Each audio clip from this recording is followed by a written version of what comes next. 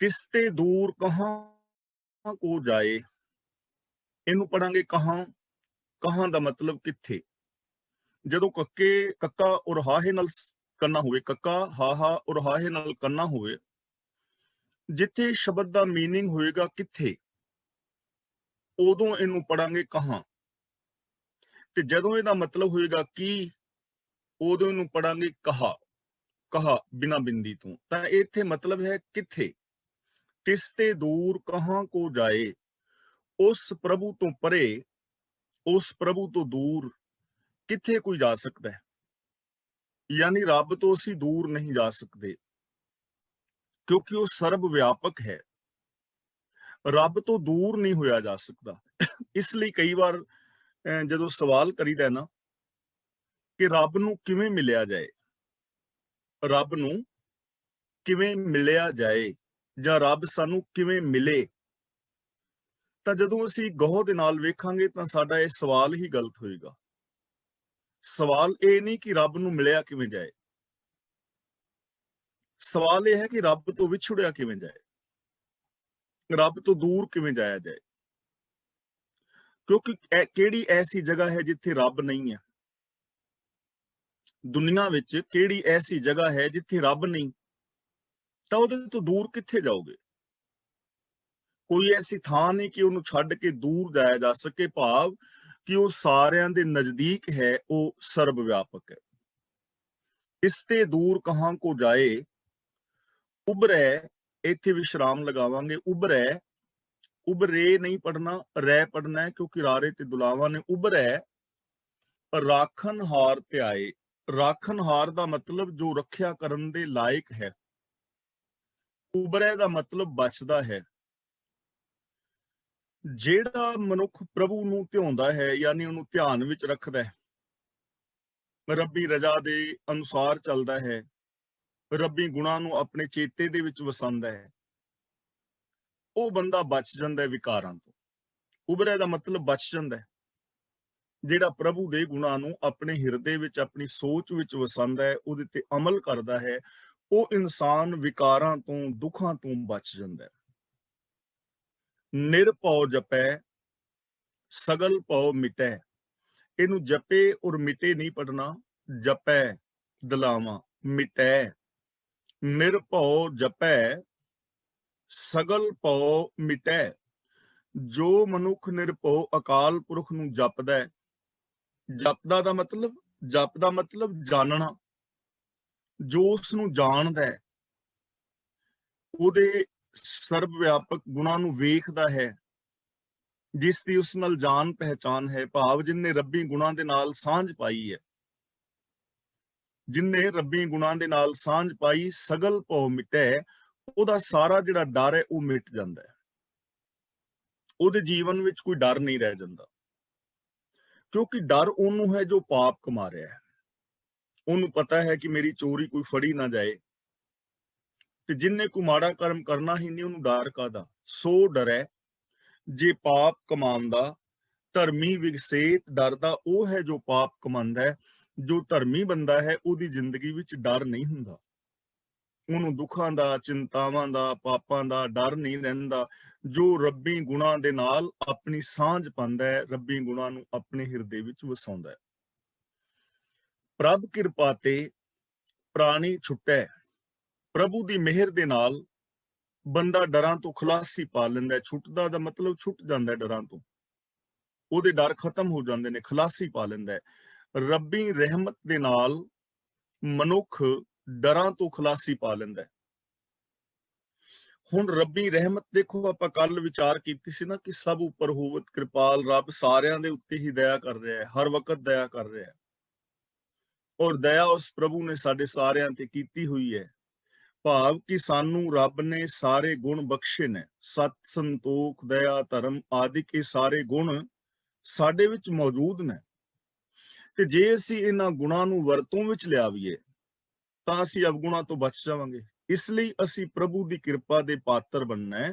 ਜੋ ਪ੍ਰਭੂ ਦੀ ਕਿਰਪਾ ਦਾ ਪਾਤਰ ਬਣਦਾ ਹੈ, ਉਹ ਡਰਾਂ ਤੋਂ ਔਰ ਵਿਕਾਰਾਂ ਤੋਂ ਬਚ ਜਾਂਦਾ ਹੈ। ਜਿਸ ਪ੍ਰਭ ਰਾਖੈ ਤਿਸ ਨਾਹੀ ਦੁਖ। ਜਿਸ ਬੰਦੇ ਨੂੰ ਪ੍ਰਭੂ ਰੱਖਦਾ ਹੈ, ਪ੍ਰਭੂ ਬਚਾਉਂਦਾ ਹੈ, ਉਹਨੂੰ ਫਿਰ ਕੋਈ ਦੁੱਖ ਨਹੀਂ ਪਾਉਂਦਾ। ਜਿਹਨੂੰ ਪ੍ਰਭੂ ਬਚਾਉਂਦਾ ਹੈ, ਯਾਨੀ ਜਿਹਦਾ ਰਾਖਾ ਰੱਬ ਹੈ, ਉਹਨੂੰ ਕੋਈ ਦੁੱਖ ਨਹੀਂ ਪਾਉਂਦਾ। ਹੁਣ ਦੇਖੋ ਰੱਬ ਕਿਵੇਂ ਬਚਾਉਂਦਾ ਹੈ। ਰੱਬ ਇਹ ਨਹੀਂ ਕਿ ਰੱਬ ਇੱਕ ਨੂੰ ਬਚਾਉਂਦਾ ਹੈ ਤੇ ਦੂਜੇ ਨੂੰ ਨਹੀਂ ਬਚਾਉਂਦਾ। ਹੁਣ ਰੱਬ ਕਿਹਨੂੰ ਬਚਾਏਗਾ? ਜੋ ਰੱਬ ਦੇ ਚਰਨਾਂ ਦੀ ਸ਼ਰਨ ਵਿੱਚ ਹੈ, ਜੋ ਰੱਬ ਦੇ ਚਰਨਾਂ ਦੀ ਸ਼ਰਨ ਵਿੱਚ ਆਏਗਾ, ਉਹਨੂੰ ਰੱਬ ਬਚਾਏਗਾ ਨਾ। ਰੱਬ ਬਚਾਉਂਦਾ ਕਿਵੇਂ ਹੈ? ਗੁਣਾਂ ਰਾਹੀਂ। ਹੁਣ ਸੱਚ ਰੱਬ ਦਾ ਗੁਣ ਹੈ, ਤੇ ਜੇ ਅਸੀਂ ਰੱਬ ਦੇ ਚਰਨਾਂ ਦੇ ਵਿੱਚ ਸਮਰਪਿਤ ਹਾਂ, ਸੱਚ ਅੱਗੇ ਸਮਰਪਿਤ ਹਾਂ, ਤਾਂ ਸੱਚ ਸਾਨੂੰ ਝੂਠ ਤੋਂ ਬਚਾ ਲਵੇਗਾ। ਜਿਹੜਾ ਬੰਦਾ ਸੱਚ ਬੋਲੇਗਾ ਤਾਂ ਉਹ ਝੂਠ ਤੋਂ ਬਚ ਜਾਏਗਾ। ਹੁਣ ਝੂਠ ਤੋਂ ਕੌਣ ਬਚਾਏਗਾ? ਸੱਚ ਬਚਾਏਗਾ ਨਾ। ਸਾਡੇ ਅੰਦਰ ਈਗੋ ਹੈ, ਉਸ ਈਗੋ ਕਰਕੇ ਸਾਡੇ ਸੰਬੰਧ ਟੁੱਟ ਰਹੇ ਨੇ, ਤਾਂ ਈਗੋ ਤੋਂ ਸਾਨੂੰ ਕੌਣ ਬਚਾਏਗਾ? ਨਿਮਰਤਾ।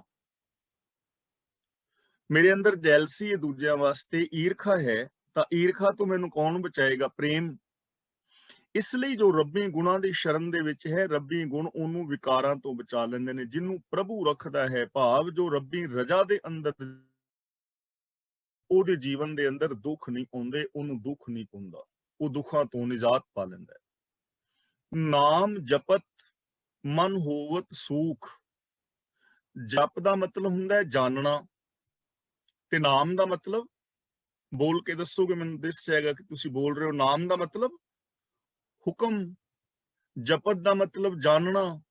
ਜੋ ਰੱਬੀ ਹੁਕਮ ਨੂੰ ਜਾਣ ਲੈਂਦਾ ਹੈ, ਰੱਬੀ ਹੁਕਮ ਦੇ ਅੰਦਰ ਜੋ ਜ਼ਿੰਦਗੀ ਜੀਂਦਾ ਹੈ, ਉਹਦੇ ਮਨ ਦੇ ਅੰਦਰ ਸੁੱਖ ਪੈਦਾ ਹੋ ਜਾਂਦਾ ਹੈ, ਉਹਦੇ ਮਨ ਵਿੱਚ ਸੁੱਖ ਵਸ ਪੈਂਦਾ ਹੈ, ਉਹ ਮਨ ਕਰਕੇ ਸੁਖੀ ਹੋ ਜਾਂਦਾ ਹੈ। ਤਾਂ ਇਹਦਾ ਮਤਲਬ ਸੁੱਖਾਂ ਦਾ ਮੂਲ ਰੱਬ ਦਾ ਹੁਕਮ, ਰੱਬੀ ਰਜਾ ਦੇ ਅੰਦਰ ਤੁਰਨਾ, ਰੱਬੀ ਗੁਣਾਂ ਨੂੰ ਗਾਣਾ। ਜੋ ਰੱਬ ਦੀ ਸਿਫਤ ਸਲਾਹ ਕਰਦਾ ਹੈ, ਰੱਬੀ ਹੁਕਮ ਅਨੁਸਾਰ ਜ਼ਿੰਦਗੀ ਜੀਂਦਾ ਹੈ, ਉਹਦੇ ਮਨ ਦੇ ਅੰਦਰ ਸੁੱਖ ਪੈਦਾ ਹੋ ਜਾਂਦਾ ਹੈ, ਉਹਦਾ ਮਨ ਸ਼ਾਂਤ ਹੋ ਜਾਂਦਾ ਹੈ। ਚਿੰਤਾ ਜਾਏ ਮਿਟੈ ਅਹੰਕਾਰ। ਰੱਬ ਦੇ ਹੁਕਮ ਨੂੰ ਸਮਝ ਕੇ ਜ਼ਿੰਦਗੀ ਜੀਵੀਏ, ਰੱਬੀ ਗੁਣਾਂ ਨੂੰ ਅਪਣਾ ਕੇ ਜ਼ਿੰਦਗੀ ਜੀਵੀਏ, ਰੱਬ ਦੀ ਸ਼ਰਨ ਮੁਤਾਬਕ ਜੋ ਜ਼ਿੰਦਗੀ ਜੀਂਦਾ ਹੈ, ਉਹਦੀ ਚਿੰਤਾ ਦੂਰ ਹੋ ਜਾਂਦੀ ਹੈ ਔਰ ਉਹਦੇ ਜੀਵਨ ਚੋਂ ਹੰਕਾਰ ਮਿਟ ਜਾਂਦਾ ਹੈ। ਨਾ ਤਾਂ ਉਸ ਮਨੁੱਖ ਦੇ ਅੰਦਰ ਇਨਫੀਰੀਓਰਿਟੀ ਕੰਪਲੈਕਸ ਰਹਿੰਦਾ ਹੈ, ਔਰ ਨਾ ਉਸ ਮਨੁੱਖ ਦੇ ਅੰਦਰ ਸੁਪਰੀਓਰਿਟੀ ਕੰਪਲੈਕਸ ਰਹਿੰਦਾ ਹੈ, ਔਰ ਨਾ ਉਸ ਮਨੁੱਖ ਦੀ ਜ਼ਿੰਦਗੀ ਦੇ ਅੰਦਰ ਚਿੰਤਾ ਰੋਗ ਰਹਿੰਦਾ ਹੈ। ਕੌਣ? ਜੋ ਹੁਕਮ ਨੂੰ ਸਮਝਦਾ ਹੈ, ਹੁਕਮ ਮੁਤਾਬਕ ਜ਼ਿੰਦਗੀ ਜੀਂਦਾ ਹੈ। ਉਹਨੂੰ ਸਿਸਟਮ ਦਾ ਪਤਾ ਹੈ ਕਿ ਹਰ ਕਰਮ ਸਿਸਟਮ ਮੁਤਾਬਕ ਪੂਰਾ ਹੋਏਗਾ। ਤਾਂ ਉਸ ਮਨੁੱਖ ਦੇ ਜੀਵਨ ਅੰਦਰ, ਜਿਹਦੇ ਅੰਦਰ ਰੱਬੀ ਗੁਣ ਨੇ, ਉਹਦੇ ਚੋਂ ਚਿੰਤਾ ਮਿਟ ਜਾਂਦੀ ਹੈ, ਉਹਦੀ ਜ਼ਿੰਦਗੀ ਦੇ ਵਿੱਚੋਂ ਈਗੋ, ਅਹੰਕਾਰ ਆਦਿਕ ਮੁੱਕ ਜਾਂਦਾ ਹੈ। ਇਸ ਜਨ ਕੋ ਕੋਈ ਨਾ ਪਹੁੰਚਨਹਾਰ। ਪਹੁੰਚਨਹਾਰ ਦਾ ਮਤਲਬ ਬਰਾਬਰੀ ਕਰਨਾ। ਉਸ ਮਨੁੱਖ ਦੀ ਬਰਾਬਰੀ ਕੋਈ ਨਹੀਂ ਕਰ ਸਕਦਾ, ਉਹਦੇ ਬਰਾਬਰ ਦਾ ਮਹਾਨ ਕੋਈ ਨਹੀਂ ਹੋ ਸਕਦਾ। ਕੌਣ? ਜੋ ਰੱਬੀ ਰਜਾ ਨੂੰ ਸਮਝ ਰਿਹਾ ਹੈ, ਜੋ ਰੱਬੀ ਰਜਾ ਵਿੱਚ ਜ਼ਿੰਦਗੀ ਜੀ ਰਿਹਾ ਹੈ, ਜਿਸ ਦੇ ਜੀਵਨ ਵਿੱਚ ਇਨਫੀਰੀਓਰਿਟੀ ਕੰਪਲੈਕਸ ਨਹੀਂ, ਸੁਪਰੀਓਰਿਟੀ ਕੰਪਲੈਕਸ ਨਹੀਂ, ਜਿਸ ਦੇ ਜੀਵਨ ਵਿੱਚ ਈਰਖਾ, ਦਵੇਸ਼, ਵੈਰ, ਵਿਰੋਧ ਨਹੀਂ, ਔਰ ਜੋ ਰੱਬੀ ਰਜਾ ਮੁਤਾਬਕ ਜ਼ਿੰਦਗੀ ਜੀ ਰਿਹਾ ਹੈ, ਉਹਦੀ ਬਰਾਬਰੀ ਕੋਈ ਵੀ ਨਹੀਂ ਕਰ ਸਕਦਾ, ਕਿਉਂਕਿ ਉਹ ਜੀਵਨ ਦੇ ਅੰਦਰ ਹਰ ਪੱਖ ਵਿੱਚ ਕਾਮਯਾਬ ਹੋਏਗਾ, ਸਫਲਤਾ ਹਾਸਲ ਕਰੇਗਾ। ਚਾਹੇ ਸਮਾਜਿਕ ਦੁਨੀਆ ਹੈ, ਧਾਰਮਿਕ ਦੁਨੀਆ ਹੈ, ਆਰਥਿਕ ਦੁਨੀਆ ਹੈ, ਪਰਿਵਾਰਕ ਜੀਵਨ ਹੈ, ਜਾਂ ਉਹਦੀ ਪਰਸਨਲ ਲਾਈਫ ਹੈ, ਉਹਦੇ ਅੰਦਰ ਉਹਦੀ ਬਰਾਬਰੀ ਕੋਈ ਵੀ ਨਹੀਂ ਕਰ ਪਾਏਗਾ, ਕਿਉਂਕਿ ਉਹਨੂੰ ਸਿਸਟਮ ਦਾ ਪਤਾ ਹੈ, ਉਹ ਸਿਸਟਮ ਮੁਤਾਬਕ ਚੱਲ ਰਿਹਾ ਹੈ। ਉਹਦੇ ਅੰਦਰ ਵਿਕਾਰ, ਪਾਪ ਨਹੀਂ, ਚਿੰਤਾਵਾਂ ਤੋਂ ਰਹਿਤ ਹੈ, ਤਾਂ ਉਹਦੀ ਬਰਾਬਰੀ ਕੋਈ ਵੀ ਨਹੀਂ ਕਰ ਸਕਦਾ। ਮੀਨਸ ਕਿ ਉਹ ਮਨੁੱਖ ਮਹਾਨ ਹੈ। ਪੰਜ ਪ੍ਰਵਾਨ, ਪੰਜ ਪ੍ਰਧਾਨ, ਪੰਚੇ ਪਾਵੇਂ ਦਰਗਾਹ ਮਾਨ। ਸਿਰ ਉੱਪਰ ਠਾਢਾ ਗੁਰ ਸੂਰਾ। ਇਹਨੂੰ ਠਾਂਡਾ ਨਹੀਂ ਪੜਨਾ, ਠਾਢਾ। ਠਾਢਾ ਦਾ ਮਤਲਬ ਹੁੰਦਾ ਹੈ ਖਲੋਣਾ। ਤਾਂ ਸਿਰ ਉੱਪਰ, ਜਿਹਦੇ ਸਿਰ ਤੇ ਸੂਰਮਾ ਗੁਰੂ ਖਲੋਤਾ ਹੈ, ਠਾਢਾ ਦਾ ਮਤਲਬ ਖਲੋਤਾ ਹੈ, ਯਾਨੀ ਜਿਸ ਬੰਦੇ ਦੇ ਸਿਰ ਤੇ ਗੁਰੂ ਸੂਰਮਾ ਰਾਖਾ ਹੈ। ਹੁਣ ਗੁਰੂ ਸੂਰਮਾ ਜਿਹਦੇ ਸਿਰ ਦੇ ਉੱਤੇ ਰਾਖਾ ਹੈ, ਜਿਹਦਾ ਰਕਸ਼ਕ ਹੈ, ਨਾਨਕ ਤਾਂ ਕਿ ਕਾਰਜ ਪੂਰਾ, ਉਹਦੇ ਸਾਰੇ ਕਾਰਜ ਰਾਸ ਆ ਜਾਂਦੇ ਨੇ, ਉਹਦੇ ਕਾਰਜ ਸੰਪੂਰਨ ਹੋ ਜਾਂਦੇ ਨੇ। ਇਹ ਚੀਜ਼ ਸਮਝਣ ਵਾਲੀ ਹੈ। ਹੁਣ ਗੁਰੂ ਕਿਹਦੇ ਸਿਰ ਤੇ ਖਲੋਤਾ ਹੈ? ਸਿਰ ਦਾ ਮਤਲਬ ਸਾਡੀ ਜੋ ਮੱਤ ਹੈ, ਜਿਹਨੇ ਆਪਣੀ ਮੱਤ ਗੁਰੂ ਦੇ ਚਰਨਾਂ ਵਿੱਚ ਸਮਰਪਿਤ ਕਰ ਦਿੱਤੀ, ਉਹਦੇ ਸਿਰ ਦੇ ਉੱਤੇ ਗੁਰੂ ਖਲੋਤਾ ਹੈ। ਭਾਵ ਉਹਨੇ ਗੁਰੂ ਦੀ ਮੱਤ ਦਾ ਜੋ ਧਾਰਨੀ ਹੋ ਗਿਆ, ਜਿਹਨੇ ਆਪਣਾ ਸ਼ੀਸ਼ ਗੁਰੂ ਚਰਨਾਂ ਵਿੱਚ ਝੁਕਾ ਦਿੱਤਾ, ਜਿਹਨੇ ਆਪਣੇ ਮਨ ਦੀ ਮੱਤ ਤਿਆਗ ਦਿੱਤੀ, ਜੋ ਗੁਰੂ ਦੀ ਮੱਤ ਦਾ ਧਾਰਨੀ ਹੋ ਗਿਆ, ਜੋ ਗੁਰਮਤਿ ਆਸ਼ੇ ਅਨੁਸਾਰ ਜ਼ਿੰਦਗੀ ਜੀਂਦਾ ਹੈ, ਉਹਦੇ ਸਾਰੇ ਕਾਰਜ ਪੂਰੇ ਹੁੰਦੇ ਨੇ। ਗੁਰੂ ਰਾਖਾ ਕਿਵੇਂ ਹੁੰਦਾ ਹੈ, ਚੀਜ਼ ਥੋੜੀ ਜਿਹੀ ਸਮਝਣ ਵਾਲੀ ਹੈ। ਵੈਸੇ ਅਸੀਂ ਕਈ ਵਾਰ ਇਸ ਚੀਜ਼ ਦਾ ਵਿਚਾਰ ਕਰ ਚੁੱਕੇ ਹਾਂ। ਜਦੋਂ ਅਸੀਂ ਚੋਰੀ ਕਰਨ ਦਾ ਟਰਾਈ ਕਰਾਂਗੇ ਤਾਂ ਜਿਹਦੇ ਅੰਦਰ ਗੁਰੂ ਦੀ ਮੱਤ ਹੈ, ਅੰਦਰੋਂ ਆਵਾਜ਼ ਆਏਗੀ, ਚੋਰ ਕੀਆ ਚੰਗਾ ਕਿਉਂ ਹੋਏ, ਚੋਰ ਕੀ ਹਾਮਾ ਭਰੇ ਨਾ ਕੋਈ, ਤਾਂ ਉਹ ਬੰਦਾ ਮਾੜਾ ਕਰਮ ਨਹੀਂ ਕਰੇਗਾ, ਉਹ ਬੰਦਾ ਜ਼ੁਲਮ ਨਹੀਂ ਕਰੇਗਾ, ਉਹ ਬੰਦਾ ਵਿਚਾਰ ਨਹੀਂ ਕਮਾਏਗਾ, ਉਹ ਠੱਗੀਆਂ ਨਹੀਂ ਮਾਰੇਗਾ। ਇਸੇ ਨੂੰ ਕਹਿੰਦੇ ਨੇ ਗੁਰੂ, ਜਿਹਦੇ ਸਿਰ ਦੇ ਉੱਤੇ ਰਾਖਾ ਹੈ। ਭਾਵ ਜੋ ਗੁਰੂ ਦੇ ਦੱਸੇ ਰਾਹਾਂ ਤੇ ਤੁਰਦਾ ਹੈ, ਨਾਨਕ, ਤਾਂ ਕਿ ਕਾਰਜ ਪੂਰਾ, ਉਹਦੇ ਸਾਰੇ ਕਾਰਜ ਸਿਰੇ ਚੜ ਜਾਂਦੇ ਨੇ, ਰਾਸ ਆ ਜਾਂਦੇ ਨੇ, ਪੂਰੇ ਹੋ ਜਾਂਦੇ ਨੇ। ਦੇਖੋ ਕਾਰਜ ਪੂਰਾ ਕੀ ਹੈ? ਅਸੀਂ ਹੁਣ ਘਰ ਬਣਾਇਆ ਹੈ, ਇਹ ਕਾਰਜ ਅਸੀਂ ਆਰੰਭਿਆ ਕਿ ਅਸੀਂ ਘਰ ਬਣਾਉਣਾ ਹੈ। ਤੇ ਘਰ ਕਿਉਂ ਬਣਾਉਣਾ ਹੈ? ਕਿ ਘਰ ਦੇ ਅੰਦਰ ਅਸੀਂ ਖੁਸ਼ੀ ਦੇ ਨਾਲ ਆਪਣੇ ਪਰਿਵਾਰ ਵਿੱਚ ਰਹਾਂਗੇ, ਸ਼ਾਂਤੀ ਨਾਲ ਰਹਾਂਗੇ, ਖੁਸ਼ੀ ਨਾਲ ਰਹਾਂਗੇ। ਕਾਰਜ ਅਸੀਂ ਇਸ ਕਰਕੇ ਕੀਤਾ, ਘਰ ਬਣ ਗਿਆ, ਮਕਾਨ ਬੜਾ ਸੋਹਣਾ ਬਣ ਗਿਆ, 5 6 7 ਬੈਡਰੂਮ ਨੇ, ਪਿੱਛੇ ਲਾਨ, ਯਾਨੀ ਸਾਰਾ ਕੁਝ ਬਹੁਤ ਵਧੀਆ ਮਕਾਨ ਬਣ ਗਿਆ। ਲੇਕਿਨ ਹੁਣ ਉਸ ਘਰ ਦੇ ਅੰਦਰ ਅਸੀਂ ਜਿਹੜੇ ਜੀ ਰਹਿ ਰਹੇ ਹਾਂ, ਉਹ ਲੜ ਰਹੇ ਹਾਂ। ਕੋਈ ਸ਼ਰਾਬ ਪੀਂਦਾ ਹੈ, ਕੋਈ ਇੱਕ ਦੂਜੇ ਨਾਲ ਕਲੇਸ਼ ਪਾਈ ਫਿਰਦਾ ਹੈ। ਤਾਂ ਜਿਸ ਵਾਸਤੇ ਘਰ ਬਣਾਇਆ ਸੀ ਕਿ ਸੁਖੀ ਰਹਾਂਗੇ, ਉਹ ਕੰਮ ਤੇ ਨਹੀਂ ਨਾ ਹੋਇਆ, ਉਹ ਕਾਰਜ ਰਾਸ ਨਹੀਂ ਹੋਇਆ। ਮਕਾਨ ਤੇ ਬਣ ਗਿਆ, ਪਰ ਜਿਹੜਾ ਮਕਸਦ ਰੱਖ ਕੇ ਬਣਾਇਆ ਸੀ ਕਿ ਖੁਸ਼ੀ ਦੇ ਨਾਲ ਜੀਵਾਂਗੇ, ਉਹ ਕਾਰਜ ਪੂਰਾ ਨਹੀਂ ਹੋਇਆ, ਉਹ ਮਕਸਦ ਪੂਰਾ ਨਹੀਂ ਹੋਇਆ। ਮਕਾਨ ਬੇਸ਼ੱਕ ਬੜਾ ਕੀਮਤੀ ਹੈ, ਮਹਿੰਗੇ ਇਲਾਕੇ ਵਿੱਚ ਹੈ, ਲੇਕਿਨ ਖੁਸ਼ੀ ਨਹੀਂ ਹੈ। ਪਰ ਇੱਕ ਬੰਦਾ ਐਸਾ ਹੈ ਜੋ ਗੁਰਮਤਿ ਆਸ਼ੇ ਅਨੁਸਾਰ ਜ਼ਿੰਦਗੀ ਜੀਂਦਾ ਹੈ, ਉਹਦਾ ਘਰ ਛੋਟਾ ਹੈ, ਬੇਸ਼ੱਕ ਉਹਦੀ ਝੌਂਪੜੀ ਹੈ, ਤੇ ਉਹਨੇ ਵੀ ਘਰ ਇਸ ਕਰਕੇ ਬਣਾਇਆ ਕਿ ਖੁਸ਼ੀ ਨਾਲ ਰਹਾਂਗੇ। ਲੇਕਿਨ ਉਹ ਸਾਰਾ ਪਰਿਵਾਰ ਬੜੀ ਖੁਸ਼ੀ ਦੇ ਨਾਲ ਰਹਿੰਦੇ ਨੇ, ਬੜੀ ਖੁਸ਼ੀ ਨਾਲ ਰਹਿੰਦੇ ਨੇ। ਕਾਰਜ ਪੂਰਾ ਹੋ ਗਿਆ ਨਾ। ਮੈਂ ਇੱਕ ਦਿਨ ਨਿੱਕੀ ਜਿਹੀ ਕਹਾਣੀ ਇੱਕ ਪੜ੍ਹ ਰਿਹਾ ਸੀ ਕੱਲ ਪਰਸੋਂ, ਉਹ ਬੜੀ ਚੰਗੀ ਲੱਗੀ, ਮੈਂ ਤੁਹਾਡੇ ਨਾਲ ਵੀ ਸਾਂਝੀ ਕਰ ਦਿਆਂ। ਇੱਕ ਬੰਦਾ ਕਹਿ ਰਿਹਾ ਸੀ ਕਿ ਅਸੀਂ ਛੋਟਾ ਜਿਹਾ, ਸਾਡੇ ਕੋਲ ਇੱਕ ਘਰ ਸੀ ਜਿਹਦੇ ਵਿੱਚ ਇੱਕ ਹੀ ਕਮਰਾ ਸੀ, ਤੇ ਉਸ ਕਮਰੇ ਵਿੱਚ ਮੈਂ ਵੀ ਸੌਂਦਾ ਸਾਂ, ਮੇਰੀ ਭੈਣ ਵੀ ਸੀ ਤੇ ਮਾਤਾ ਪਿਤਾ ਵੀ ਸਨ। ਤੇ ਜਦੋਂ ਮੈਨੂੰ ਥੋੜੀ ਜਿਹੀ ਖਾਂਸੀ ਹੋਣੀ ਤੇ ਮੇਰੀ ਮਾਂ ਨੇ ਜਾਂ ਮੇਰੇ ਪਿਓ ਨੇ ਪੁੱਛਣਾ ਵੀ ਬੇਟਾ ਠੀਕ ਤੇ ਹੈ। ਮਾਂ ਨੇ ਰਜਾਈ ਦੇਣੀ, ਮਾਂ ਨੇ ਪਾਣੀ ਫੜਾ ਦੇਣਾ। ਪਿਤਾ ਨੂੰ ਖੰਘ ਹੋਣੀ ਤੇ ਮਾਂ ਨੇ ਪੁੱਛਣਾ ਬੇਟਾ ਠੀਕ ਤੇ ਹੈਗੇ ਹੋ। ਦਾਦੀ ਵੀ ਨਾਲ ਹੁੰਦੀ ਸੀ ਤੇ ਇੱਕ ਦੂਜੇ ਦੇ ਸੀ ਸਹਾਇਕ ਸਾਂ। ਮਾੜੀ ਜੀ ਰਾਤ ਨੂੰ ਕਿਸੇ ਨੂੰ ਖਾਂਸੀ ਵੀ ਹੋਣੀ, ਪਾਸਾ ਵੀ ਪਰਤਣਾ, ਦੂਜੇ ਨੂੰ ਪਤਾ ਲੱਗ ਜਾਣਾ। ਉਹ ਕਹਿੰਦਾ ਮੈਂ ਕਮਾਈ ਕੀਤੀ, ਬੰਦਾ ਕਹਿੰਦਾ ਮੈਂ ਕੀਤੀ ਕਮਾਈ, ਕਮਾਈ ਕਰਕੇ ਮੈਂ ਮਕਾਨ ਬਣਾ ਲਿਆ ਤੇ ਹੁਣ ਸਾਡੇ ਸਾਰਿਆਂ ਕੋਲ ਵੱਖਰਾ ਵੱਖਰਾ ਬੈਡਰੂਮ ਹੈ, ਦੀਵਾਰਾਂ, ਬੈਡਰੂਮ। ਪਰ ਕਹਿੰਦਾ ਹੁਣ ਘਰ ਤੇ ਬਣ ਗਿਆ, ਮੇਰੀ ਮਾਂ ਦੇ ਕੋਲ ਵੱਖਰਾ ਬੈਡਰੂਮ ਹੈ, ਸਾਡੇ ਕੋਲ ਵੱਖਰਾ ਹੈ, ਬੱਚਿਆਂ ਕੋਲ ਵੱਖਰਾ ਹੈ, ਪਰ ਹੁਣ ਵਿੱਚ ਦੀਵਾਰਾਂ ਖੜੀਆਂ ਹੋ ਗਈਆਂ ਨੇ। ਘਰ ਵੱਖਰਾ ਹੈ, ਬੈਡਰੂਮ ਵੱਖਰੇ ਨੇ, ਖੁਸ਼ੀ ਹੈ, ਲੇਕਿਨ ਦੀਵਾਰਾਂ ਖੜੀਆਂ ਹੋ ਗਈਆਂ ਨੇ। ਤੇ ਕਹਿੰਦਾ ਇੱਕ ਦਿਨ ਅਸੀਂ ਸਵੇਰੇ ਉੱਠੇ ਤੇ ਸਵੇਰੇ ਮਾਂ ਨੂੰ ਜਦੋਂ ਮੈਂ ਚਾਹ ਦੇਣ ਵਾਸਤੇ ਗਿਆ ਤੇ ਮਾਂ ਹਿੱਲੀ ਨਹੀਂ, ਤੇ ਵੇਖਿਆ ਮਾਂ ਦੀ ਡੈਥ ਹੋ ਗਈ ਸੀ, ਹਾਰਟ ਅਟੈਕ ਹੋ ਗਿਆ, ਡੈਥ ਹੋ ਗਈ। ਕਹਿੰਦਾ ਮੈਂ ਸੋਚ ਰਿਹਾ ਸਾਂ ਕਿ ਜੇ ਉਹ ਇੱਕ ਕਮਰਾ ਹੁੰਦਾ ਤੇ ਉਸ ਕਮਰੇ ਦੇ ਅੰਦਰ ਮਾਂ ਨੂੰ ਖਾਂਸੀ ਆਉਂਦੀ, ਮਾਂ ਨੂੰ ਕੋਈ ਹਰਕਤ ਹੁੰਦੀ, ਅਸੀਂ ਡਾਕਟਰ ਨੂੰ ਬੁਲਾਉਂਦੇ, ਮਾਂ ਨੂੰ ਲੈ ਕੇ ਜਾਂਦੇ, ਮਾਂ ਸ਼ਾਇਦ ਬਚ ਜਾਂਦੀ, ਸ਼ਾਇਦ ਬਚ ਜਾਂਦੀ। ਪਰ ਕਿਉਂਕਿ ਹੁਣ ਵੱਖਰਾ ਬੈਡਰੂਮ ਹੈ, ਵੱਖਰੀ ਦੀਵਾਰ ਹੈ, ਮੇਰੇ ਤੋਂ ਮਾਂ ਦੂਰ ਹੋ ਗਈ, ਮੈਂ ਮਾਂ ਤੋਂ ਦੂਰ ਹੋ ਗਿਆ ਤੇ ਮਾਂ ਮਰ ਗਈ ਤੇ ਮੈਨੂੰ ਮਾਂ ਦਾ ਪਤਾ ਵੀ ਨਹੀਂ ਲੱਗਾ ਕਿ ਮਾਂ ਮਰ ਗਈ। ਯਾਨੀ ਵਧੀਆ ਲੱਗਾ ਵੀ ਬਿਲਕੁਲ ਗੱਲ ਠੀਕ। ਇਹਦਾ ਮਤਲਬ ਇਹ ਨਹੀਂ ਕਿ ਸਾਡੇ ਕੋਲ ਘਰ ਨਾ ਹੋਣ, ਸਾਡੇ ਅੰਦਰ ਦੀਵਾਰਾਂ ਨੇ, ਇੱਕ ਦੂਜੇ ਤੋਂ ਬੰਦਾ ਦੂਰ ਹੈ। ਤਾਂ ਖੁਸ਼ੀ ਕਿਸ ਚੀਜ਼ ਦੇ ਅੰਦਰ ਹੈ? ਖੁਸ਼ੀ ਹੈ ਮੇਲ ਮਿਲਾਪ ਵਿੱਚ, ਖੁਸ਼ੀ ਹੈ ਚੰਗੇ ਗੁਣਾਂ ਦੇ ਅੰਦਰ। ਤਾਂ ਗੁਰੂ ਜੀ ਕਹਿੰਦੇ ਨੇ ਜੋ ਗੁਰਮਤ ਆਸ਼ੇ ਅਨੁਸਾਰ ਜ਼ਿੰਦਗੀ ਜੀਂਦੇ ਨੇ ਉਹਨਾਂ ਦੇ ਕਾਰਜ ਰਾਸ ਆ ਜਾਂਦੇ ਨੇ। ਭਾਵ ਉਹਨਾਂ ਦੇ ਕਾਰਜ ਦਾ ਜੋ ਮਕਸਦ ਹੁੰਦਾ ਨਾ ਖੁਸ਼ੀ, ਉਹਨਾਂ ਦੀ ਜ਼ਿੰਦਗੀ ਦੇ ਅੰਦਰ ਖੁਸ਼ੀ ਪੈਦਾ ਹੋ ਜਾਂਦੀ। ਮਤ ਪੂਰੀ ਅੰਮ੍ਰਿਤ ਜਾ ਕੀ ਦ੍ਰਿਸ਼ਟ, ਇਸ ਪੌੜੀ ਵਿੱਚ ਗੁਰੂ ਦੀ ਉਪਮਾ ਕਰ ਰਹੇ ਨੇ, ਰੱਬ ਦੀ, ਗੁਰੂ ਦੀ। ਰੱਬ ਔਰ ਗੁਰੂ ਇੱਕੋ ਹੀ ਨੇ, ਗੁਰ ਪਰਮੇਸ਼ਰ ਏਕੋ ਜਾਨ। ਹੁਣ ਜੋ ਰੱਬ ਦੀ ਸਮਝ ਹੈ, ਮਤ ਹੈ, ਅਭੁੱਲ ਹੈ। ਉਹ ਮਤ ਪੂਰੀ, ਰੱਬ ਅਭੁੱਲ ਹੈ। ਅੰਮ੍ਰਿਤ ਜਾ ਕੀ ਦ੍ਰਿਸ਼ਟ, ਜਿਹਦੀ ਦ੍ਰਿਸ਼ਟੀ ਚੋਂ ਅੰਮ੍ਰਿਤ ਵਰਸਦਾ ਹੈ, ਆਤਮਕ ਜੀਵਨ ਜਿਹਦੇ ਦ੍ਰਿਸ਼ਟੀ ਚੋਂ ਵਰਸ ਰਿਹਾ ਹੈ। ਹੁਣ ਰੱਬ ਦੀ ਮਤ ਪੂਰੀ ਦਾ ਮਤਲਬ ਜਿੰਨੀ ਵੀ ਆ ਰੱਬ ਦੀ ਸ੍ਰਿਸ਼ਟੀ ਹੈ ਨਾ, ਇਹਦੇ ਅੰਦਰ ਕੋਈ ਉਕਾਈ ਨਹੀਂ ਹੈ। ਰੱਬ ਦਾ, ਕੁਦਰਤ ਦਾ ਹਰ ਕੰਮ ਉਕਾਈ ਤੋਂ ਰਹਿਤ ਹੈ। ਮਤ ਪੂਰੀ ਦਾ ਮਤਲਬ ਉਕਾਈ ਤੋਂ ਰਹਿਤ, ਅਭੁੱਲ। ਜਦੋਂ ਤੁਸੀਂ ਕੁਦਰਤ ਦੀ ਸਮਗਰਤਾ ਨੂੰ ਵੇਖੋਗੇ ਨਾ, ਤਾਂ ਇਹਦੇ ਅੰਦਰ ਕੋਈ ਭੁੱਲ ਨਹੀਂ ਹੈ, ਕੋਈ ਉਕਾਈ ਨਹੀਂ ਹੈ, ਹਰ ਚੀਜ਼ ਮੁਕੰਮਲ ਹੈ। ਤੇ ਰੱਬ ਦੀ ਦ੍ਰਿਸ਼ਟੀ ਤੋਂ ਅੰਮ੍ਰਿਤ ਵਰਸ ਰਿਹਾ ਹੈ। ਚੀਜ਼ ਨੂੰ ਸਮਝਣ ਵਾਸਤੇ ਅਸੀਂ ਥੋੜੀ ਜਿਹੀ ਦੁਨਿਆਵੀ ਮਿਸਾਲ ਲੈਣ ਦੀ ਟਰਾਈ ਕਰਾਂਗੇ। ਹੁਣ ਅਸੀਂ ਇੱਕ ਦੂਜੇ ਵੱਲ ਦੇਖਦੇ ਹਾਂ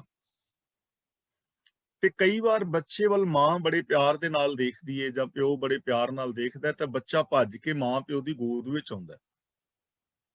ਪਰ ਬੱਚੇ ਨੇ ਮਾੜਾ ਜਿਹਾ ਕੁਝ ਗੜਬੜ ਕੀਤਾ ਹੋਵੇ ਤੇ ਪਿਓ ਜਦੋਂ ਅੱਖਾਂ ਕੱਢ ਕੇ ਵੇਖਦਾ ਗੁੱਸੇ ਦੇ ਨਾਲ, ਤੇ ਬੱਚੇ ਡਰ ਕੇ ਦੂਰ ਭੱਜਦੇ ਨੇ ਨਾ।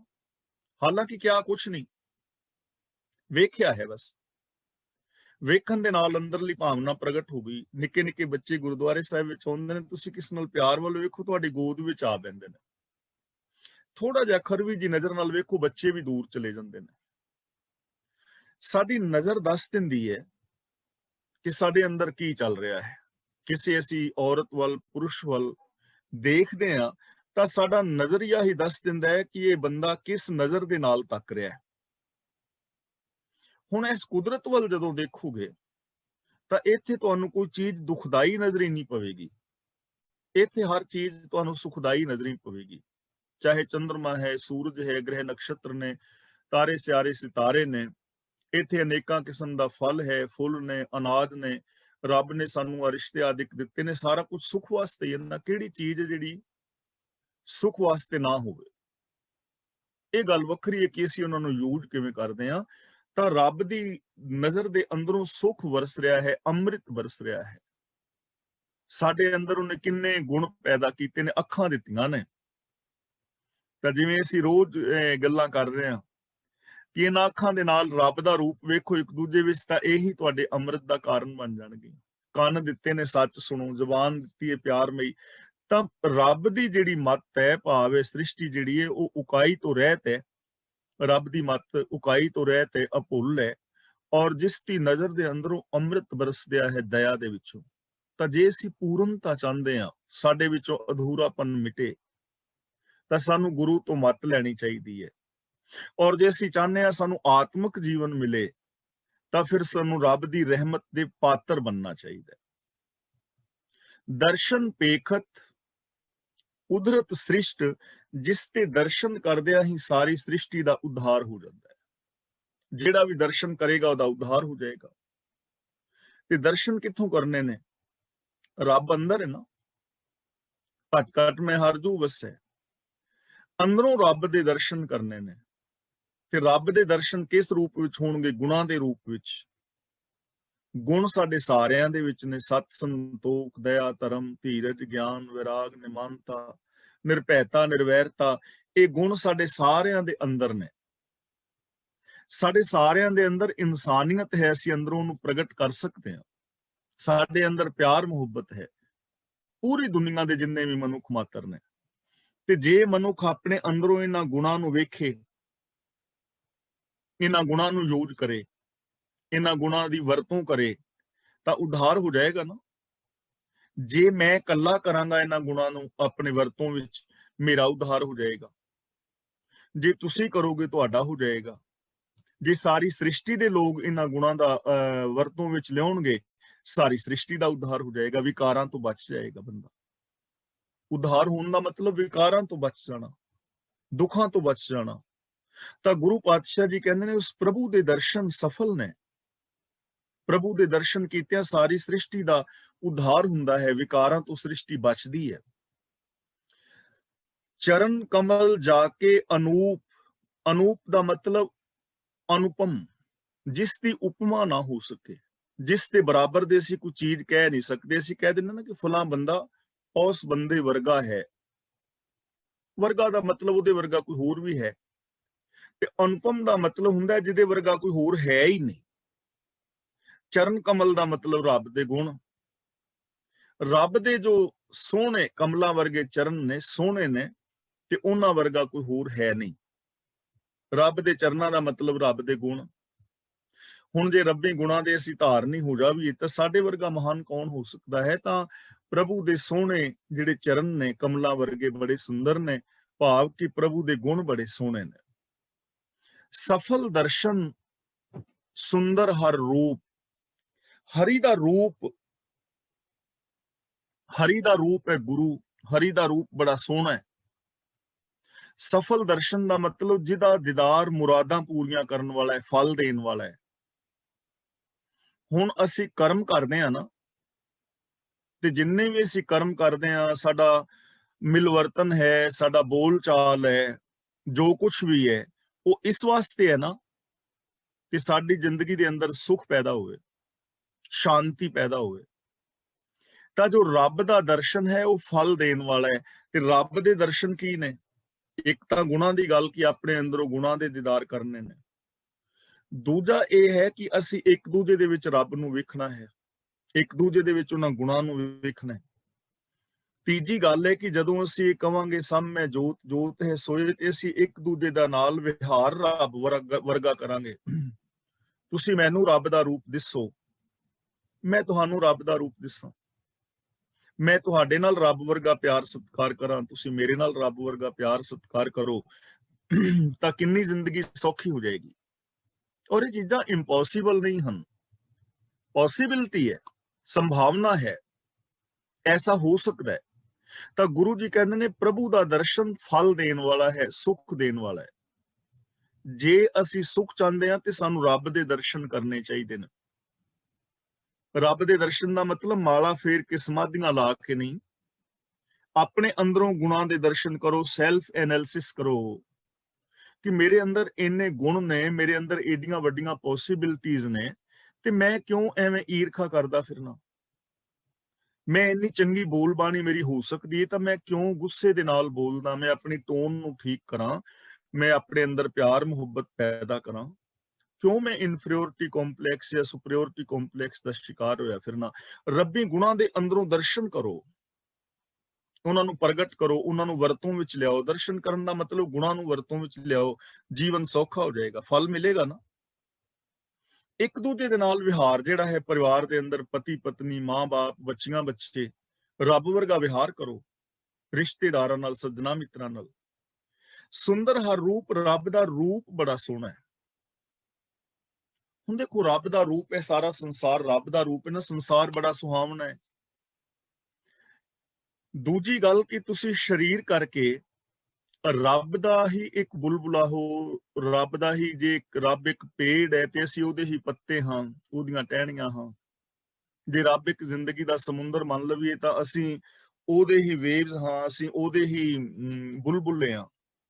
ਰੱਬ ਦਾ ਹੀ ਇੱਕ ਪਾਰਟ ਹੈ ਨਾ, ਕਿਉਂਕਿ ਸਾਰਾ ਵਿਸ਼ਵ, ਸਾਰਾ ਸੰਸਾਰ ਸਮੁੱਚਤਾ ਰੱਬ ਹੈ, ਰੱਬ ਦਾ ਰੂਪ ਹੈ, ਤੇ ਮੈਂ ਉਸ ਰੱਬ ਦਾ ਹੀ ਇੱਕ ਪਾਰਟ ਹਾਂ। ਤਾਂ ਰੱਬ ਦਾ ਪਾਰਟ ਕਿੰਨਾ ਸੋਹਣਾ ਹੋਏਗਾ ਨਾ। ਰੱਬ ਦਾ ਕੋਈ ਪਾਰਟ ਮਾੜਾ ਤੇ ਨਹੀਂ ਹੋ ਸਕਦਾ। ਮੈਂ ਰੱਬ ਦਾ ਇੱਕ ਅੰਗ ਹਾਂ, ਤਾਂ ਫਿਰ ਮੈਂ ਆਪਣੇ ਆਪ ਨੂੰ ਮਾੜਾ ਕਿਉਂ ਸਮਝਾਂ। ਤੁਸੀਂ ਰੱਬ ਦਾ ਇੱਕ ਅੰਗ ਹੋ, ਤਾਂ ਮੈਂ ਤੁਹਾਨੂੰ ਮਾੜਾ ਕਿਉਂ ਸਮਝਾਂ। ਤੁਸੀਂ ਬੜੇ ਸੁੰਦਰ ਹੋ, ਬੜੇ ਚੰਗੇ ਹੋ, ਬੜੇ ਮਹਾਨ ਹੋ। ਆਪਣੇ ਆਪ ਨੂੰ ਇਹ ਸਮਝੋ ਕਿ ਮੈਂ ਰੱਬ ਦੀ ਇੱਕ ਸਪੈਸ਼ਲ ਕ੍ਰੀਏਸ਼ਨ ਹਾਂ, ਮੇਰੇ ਵਰਗਾ ਹੋਰ ਕੋਈ ਵੀ ਨਹੀਂ। ਔਰ ਇਹ ਹੰਕਾਰ ਨਹੀਂ ਹੈ, ਸੱਚਾਈ ਹੈ। ਕੋਈ ਨਾ ਕਿਸੇ ਹੀ ਜਿਹਾ ਉਪਾਇਆ। ਇਸ ਲਈ ਸਮਝੋ ਕਿ ਮੇਰਾ ਰੂਪ ਸੁੰਦਰ ਹੈ, ਜੈਸਾ ਮੈਂ ਹਾਂ ਬੜਾ ਸੋਹਣਾ ਹਾਂ, ਬੜਾ ਚੰਗਾ ਹਾਂ। ਸਰੀਰ ਕਰਕੇ ਜੈਸਾ ਮੈਂ ਹਾਂ ਠੀਕ ਹਾਂ, ਦੂਜੇ ਦੇ ਨਾਲ ਕੰਪੇਅਰ ਨਾ ਕਰੋ। ਤੁਹਾਡੇ ਆਪਣੇ ਅੰਦਰ ਬਹੁਤ ਵੱਡੀਆਂ ਕੁਆਲਿਟੀਆਂ ਨੇ, ਉਹਨਾਂ ਕੁਆਲਿਟੀਆਂ ਨੂੰ ਪੈਦਾ ਕਰੋ। ਤਾਂ ਜਦੋਂ ਬੰਦੇ ਦਾ ਸੁਭਾਅ ਚੰਗਾ ਹੁੰਦਾ ਹੈ ਨਾ, ਬੰਦੇ ਅੰਦਰ ਨਿਮਰਤਾ ਹੋਵੇ, ਪਿਆਰ ਮੁਹੱਬਤ ਹੋਵੇ, ਸੱਚਾਈ ਹੋਵੇ, ਹੋਰ ਬਹੁਤ ਸਾਰੇ ਗੁਣ ਹੋਣ, ਤਾਂ ਜੇ ਨੈਣ ਨਕਸ਼ ਜਿਨ੍ਹਾਂ ਨੂੰ ਅਸੀਂ ਕਹਿੰਦੇ ਹਾਂ ਚੰਗੇ ਨਹੀਂ, ਤਾਂ ਵੀ ਸੋਹਣੇ ਲੱਗੋਗੇ।